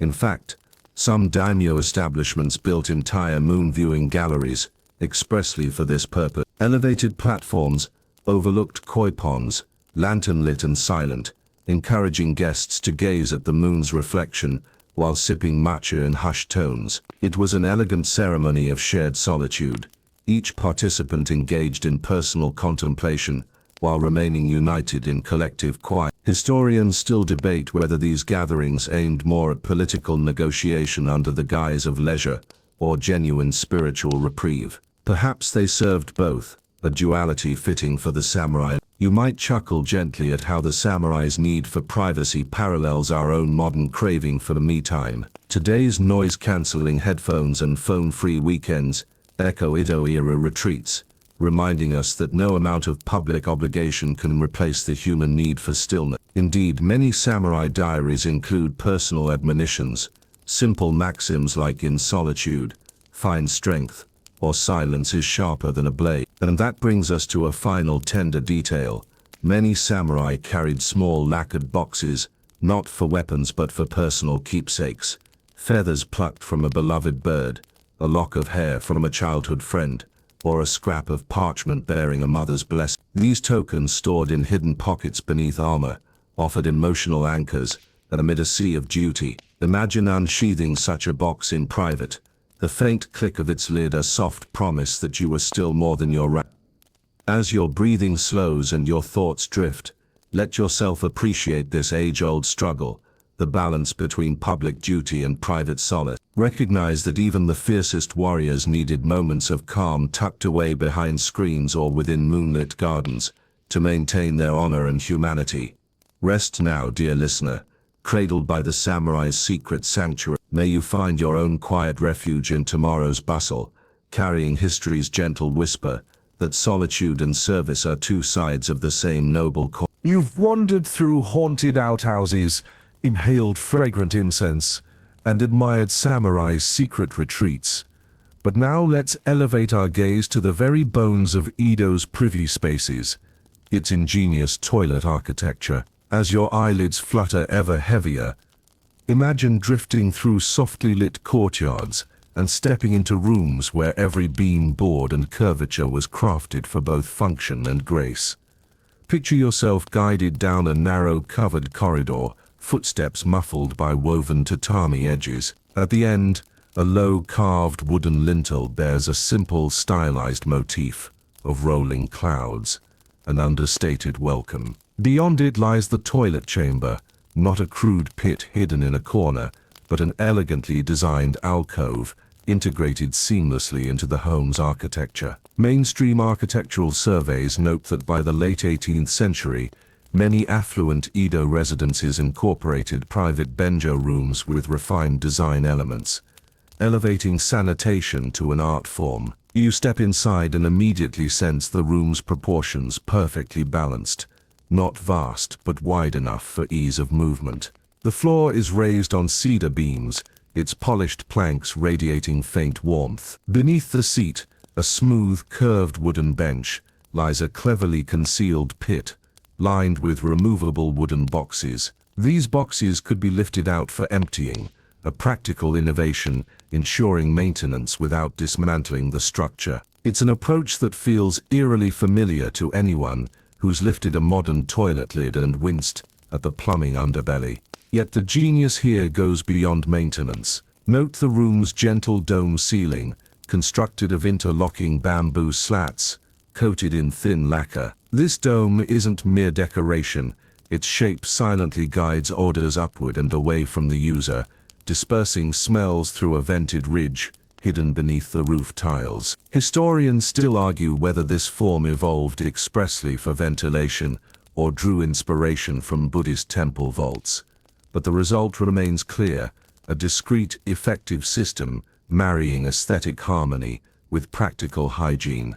You study the walls next. Instead of plain planks, artisans inset slender wooden slats in alternating depths, a technique called sunken lattice work, inkoshi. These slats allow just enough airflow to keep the chamber fresh while ensuring privacy. Soft morning light filters through from outside, casting fine linear patterns on the floor, poetic reminders that even in private moments, you're part of a larger world. Fringe studies suggest some samurai households decorated these lattices with hidden microscopic carvings, tiny cherry blossoms or dragonflies, visible only when the morning sun hit just right, a playful touch for those with sharp eyes. Directly across from the seat stands a small alcove, the tokonoma of the benjo, where hosts displayed a single elegant object, a ceramic incense burner, a slip of calligraphy, or a small ikebana arrangement of winter grasses. This deliberate artistic placement echoes the tea ceremony's aesthetic,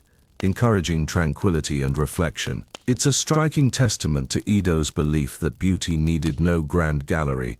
It could flourish in even the humblest, most functional spaces. Scholars still debate whether this practice was widespread or confined to the most elite households, but its presence in surviving floor plans speaks to an ethos of integration between art and life. Below the tokonoma, a narrow trough carved into the stone threshold collects any stray drips, guiding them through an underground channel to the main drainage system. The channel's gentle incline, calculated to within millimeters, prevented backflow and stagnation, no small feat in an era without modern surveying tools. Imagine that calculation, a craftsman, water level in hand, measuring drop by drop to ensure a perfectly unobstructed path for liquids, softly humming to himself as he worked. And here's a trick that might make you grin. Many Edo toilets featured a hidden compartment beneath the seat, a small drawer lined with charcoal dust. Residents stored leaf bundles or fabric strips here, keeping them close at hand and odor-free. This secret drawer felt like discovering a miniature treasure chest, though the booty it held was decidedly unglamorous. You might softly chuckle, imagining Edo visitors lifting a panel expecting gold coins, only to find charcoal-lined pockets. Notice too the gentle curve of the bench's front edge, carved to cradle the thighs and reduce pressure on sensitive areas. It's a design choice that modern ergonomists would applaud, and one that Edo carpenters perfected through careful observation and iteration. Fringe archaeological finds suggest some craftsmen even tested prototype benches by having friends, and perhaps unwilling apprentices, try them out, marking the wood with chalk at pressure points, and adjusting curves accordingly. It's a quietly humorous image, carpenters huddled around a toilet bench prototype, evaluating comfort like Renaissance furniture makers. The ceiling's venting ridge carries odors through a concealed shaft lined with small cedar baffles. These baffles slow air movement, allowing natural turbulent flow to deposit particulates before exiting. Outside, the shaft terminates under the eaves, away from windows and air intakes. Visitors might notice a faint cedar scent wafting from the roofline, both a practical byproduct and a sensory signature unique to each residence. Of course, not every home could afford such elaborate design. In more modest dwellings, you'd find scaled-down versions, simple earthen floors topped with removable wooden slats, and small oil-treated canvas curtains hung above openings to guide air. Even these humble adaptations reflected an understanding of airflow and sanitation, demonstrating that Edo's architectural principles permeated across social classes. Historians still argue how far down the social ladder these innovations extended, but records of community-built latrine pavilions attest to widespread diffusion of core design ideas. As you push open the shoji door and step back into the corridor, you take one last appreciative glance at the benjo. Its lines, curves, and hidden channels speak of a culture that saw privacy and hygiene not as afterthoughts, but as integral to daily life, worthy of the same care invested in tea rooms and libraries. Perhaps the most profound lesson here is how thoughtful architecture can elevate necessity into a dignified experience,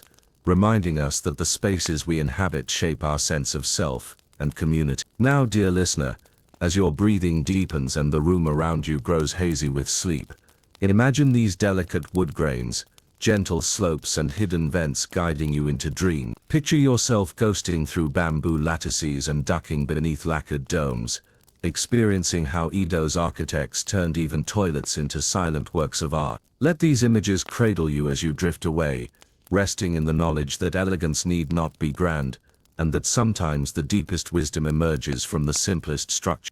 Stepping softly away from architectural wonders and scented rituals, you now gaze upon a humble object that carried weight well beyond its size. The samurai's chamber pot. Picture it nestled discreetly beneath a low cedar bench in a private alcove, its simple ceramic curves quietly reflecting moonlight. In Edo, Japan, even this modest vessel embodied codes of honor, social rank, and subtle symbolism, transforming a necessity of life into an extension of the samurai's inner world. You reach out, fingertips brushing its cool rim. Mainstream accounts confirm that chamber pots, known as kwaire, were standard in samurai quarters by the Genroku era, late 17th to early 18th century, reflecting both practical needs and household hierarchy. Yet these weren't off-the-shelf wares.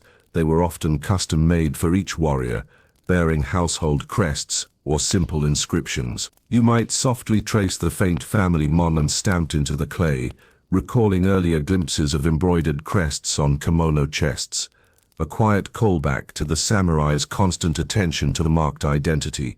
But beyond mere decoration, kwaire held symbolic resonance. Some households commissioned pots shaped like small lotus blossoms, the flower of purity in Buddhist iconography. This design choice quietly evoked the idea of rising above impurity, much like lotus roots emerge unstained from murky waters. Historians still argue whether these artistic flourishes were genuine spiritual statements or savvy status symbols meant to impress visiting dignitaries. Regardless, the concept of purity applied as much to the container as to the user's etiquette. Imagine glimpsing the pot's hidden compartment. Yes, there was a lid, often lacquered in deep indigo or black, to muffle odors and conceal contents. You lift it gently, and hear the soft click of tiny hinges. A quick joke drifts into your mind. It's the only time a click-clack sound in the night signals honor rather than alarm. A second joke bubbles up. Unlike modern toilets, this pot never required a plumber, only a discreet servant at dawn. And a third quip. If you ever feel self-conscious about your nighttime routine, remember that a lotus-shaped chamber pot probably judged you just as much. Kwaire were more than utilitarian. They marked social boundaries within the household. Higher-ranking samurai used pots glazed with refined ash-black lacquer, while junior retainers might make do with unadorned earthenware. This distinction subtly reinforced hierarchy even in private moments. You can almost hear the silent calculus, am I prestigious enough for lacquer? And you politely smile, grateful for modern uniformity. Yet these subtle class markers could backfire. Fringe anecdotes speak of a low-ranking samurai accidentally using his lord's ornate chamber pot, prompting a whispered reprimand and a hastily delivered apology scroll the next morning. Picture the poor warrior scribbling, "I promise never to mistreat your pottery again," with trembling hand, an oddly touching reminder that honor once stained, demanded ritual atonement. A more practical quirk involved chamber pot placement. Samurai didn't simply tuck their triarray anywhere, they followed feng shui-like principles, orienting the pot's opening toward auspicious compass directions. North-northeast was often favored to align with protective shrines, while a southwest orientation might invite ill fortune. Historians still debate whether these practices reflected true geomantic belief or evolved from pragmatic airflow considerations. Either way, its position beneath your cedar bench becomes suddenly freighted with unseen cosmic currents. And there's the matter of clean. Unlike communal latrines emptied nightly by kusatori, chamber pots required meticulous daily attention by a trusted retainer, often the samurai's personal attendant, the koshikake. This servant bore both honor and risk. One misstep in waste disposal could result in officers' censure. You might gently cringe, imagining the koshikake heroically carrying a full triarray down narrow corridors before dawn, avoiding creaky boards like a stealthy ninja. It's a humble heroism, seldom celebrated in tales of swordsmanship. In wealthier households, triarray were rinsed with fragrant water infused with camellia petals or sakura blossoms, a quiet ritual akin to the bathhouse's floral steam. Even the water used for cleaning carried meaning. Green tea broth, once poured, left behind a delicate scent and minimal stain. It's funny to think that your morning matcha might have once doubled as toilet cleaner, a dual-purpose brew that says hospitality and hygiene in one. But perhaps the triarray's most intriguing role lay in ritual drama. During certain ceremonies, such as the New Year's purification rites, a symbolic procession involved carrying the chamber pot outside the residence to a cleansing ground, where ashes and water were combined to ritually neutralize impurity. Makers of etiquette manuals documented precise steps: 2 bows before lifting the pot, 3 silent recitations of purification sutras, a single sprinkle of salt over the contents, and final bow before returning inside. You can almost hear the soft footsteps of that procession, a quiet parade of rebirth and renewal.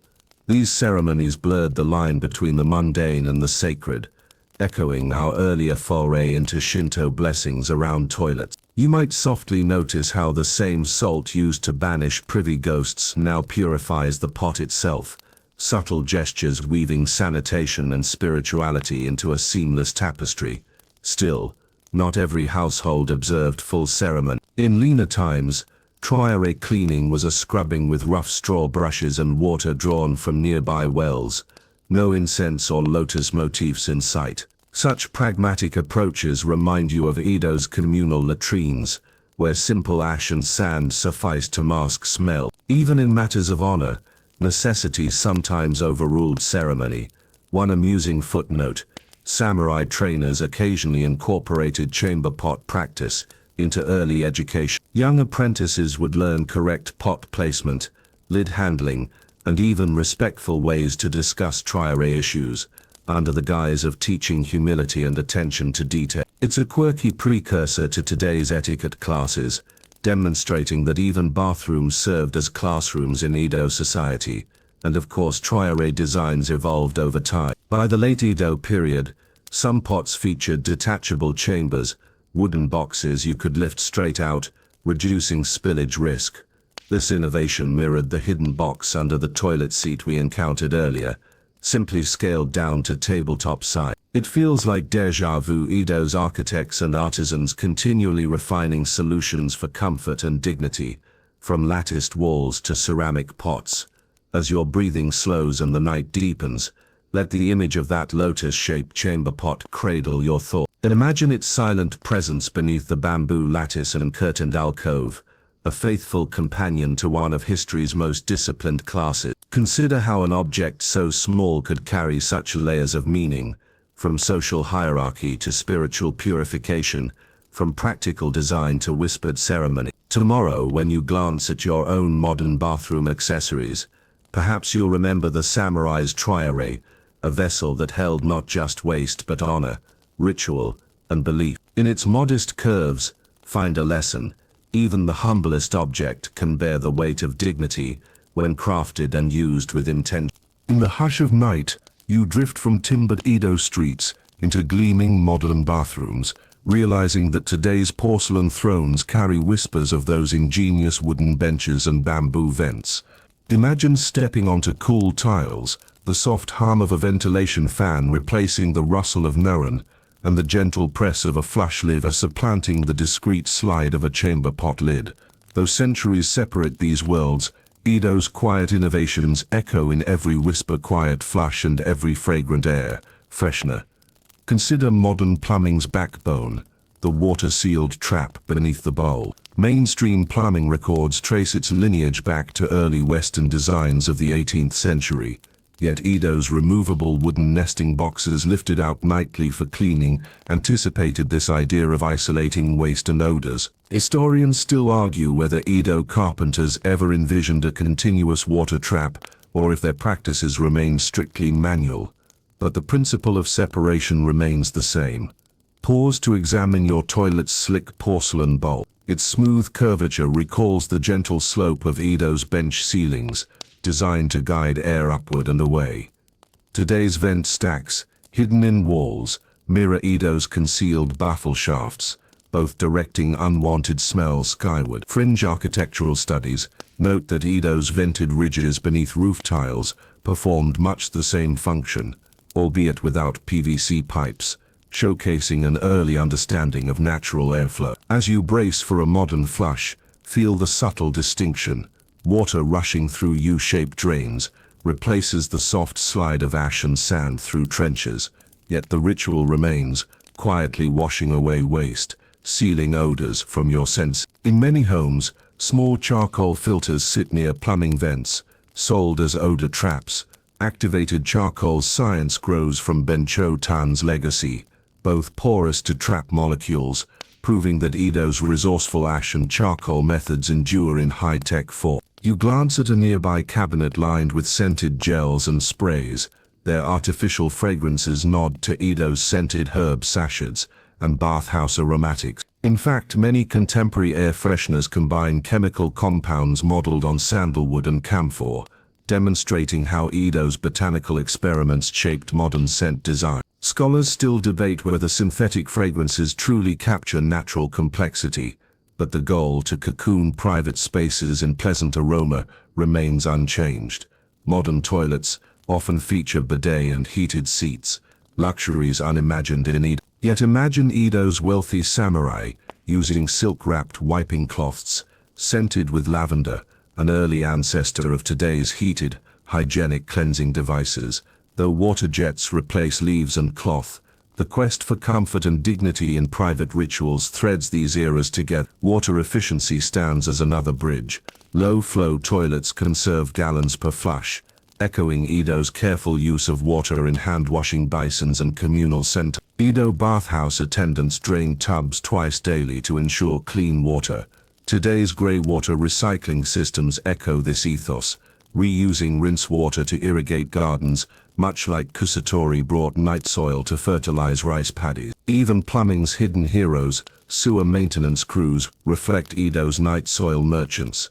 Modern sanitation workers navigate underground pipes, cleaning and repairing, ensuring cities stay clean. Though their tools have advanced to high-pressure jets and CCTV inspectors, the quiet dignity of essential labor persists. You might softly smile at the thought of today's crews carrying wheelbarrows of repair parts instead of wooden buckets of fertilizer. Yet Edo's lessons extend beyond hard. The social rituals around bathrooms still resonate. Consider how public restrooms offer private stalls, an evolution of communal toilets, separated by partitions, combining shared space with individual privacy. Discussions still arise about whether open floor or closed stall designs foster community or isolate users. Historians still argue whether Edo's communal latrines strengthened neighborhood bonds or simply imposed awkward silence, and our debates over restroom design carry the same contradiction. In colleges, dormitories, and workplaces, you see the same dance of courtesy, soft greetings as you enter stalls, polite avoidance of eye contact in shared sinks, gentle nods to signal respect. Though screens now are metal or plastic, their role as privacy guardians harkens back to samurai Norin, reminding you that dignity depends as much on unspoken etiquette as on structural design. Finally, stand before your bathroom mirror. Its reflective surface and bright light echo Edo's polished cedar floors and paper screens diffusing daylight. The modern mirror reveals every detail. Edo's minimal lantern-lit reflections offered just enough light without full exposure. Both approaches balance illumination with discretion, guiding how you see yourself in private. So as you gently close your bathroom door and settle back under covers, feel the continuity. From wooden trenches and bamboo vents to gleaming porcelain and silent fans, the flow of innovation is unbroken. Edo's ingenuity lives on in your daily rituals, a quiet testament that dignity, comfort, and respect are timeless companions on the journey from past to present. Wind down. Now your journey through time finds its soft landing. Let your mind float freely, unburdened by history's mechanics, as you drift into a gentle embrace. No more architectural marvels or samurai codes, only the soothing cadence of your breath and the quiet promise of rest. Feel the warmth of your blankets envelop you as each exhale releases the day's residual tension. The world outside slips effortlessly away, replaced by the tender hush of your own sanctuary. Each thought softens into a pale echo, like lantern light fading at dawn. You are cradled by stillness, each heartbeat a gentle reminder that you are exactly where you belong, safe, warm, and at ease. Imagine the last tendrils of wakefulness dissolving into a distant echo, leaving only a calm horizon of nothingness. Your eyelids grow heavier. The soft patterns of your dreams begin to emerge like subtle brushstrokes on a silk screen. Inhale tranquility. Exhale any lingering restlessness. With every breath, drift deeper, sinking further into the plush depths of surrender. Let your mind rest on a single image, a silent courtyard at midnight, bathed in moonlight, petals falling softly onto smooth stones. There is no rush here, no pressure to remember or perform, just this moment, infinite in its softness, inviting you to linger a while longer in blissful quiet. Sleep beckons with open arms, a gentle companion guiding you down velvety paths. Drift beyond words, beyond form, into a realm where history's whispers transform into lullaby. And as you finally succumb to the tender pull of dreams, know that tomorrow awaits with fresh light, renewed curiosity, and the quiet dignity carried forward from every age.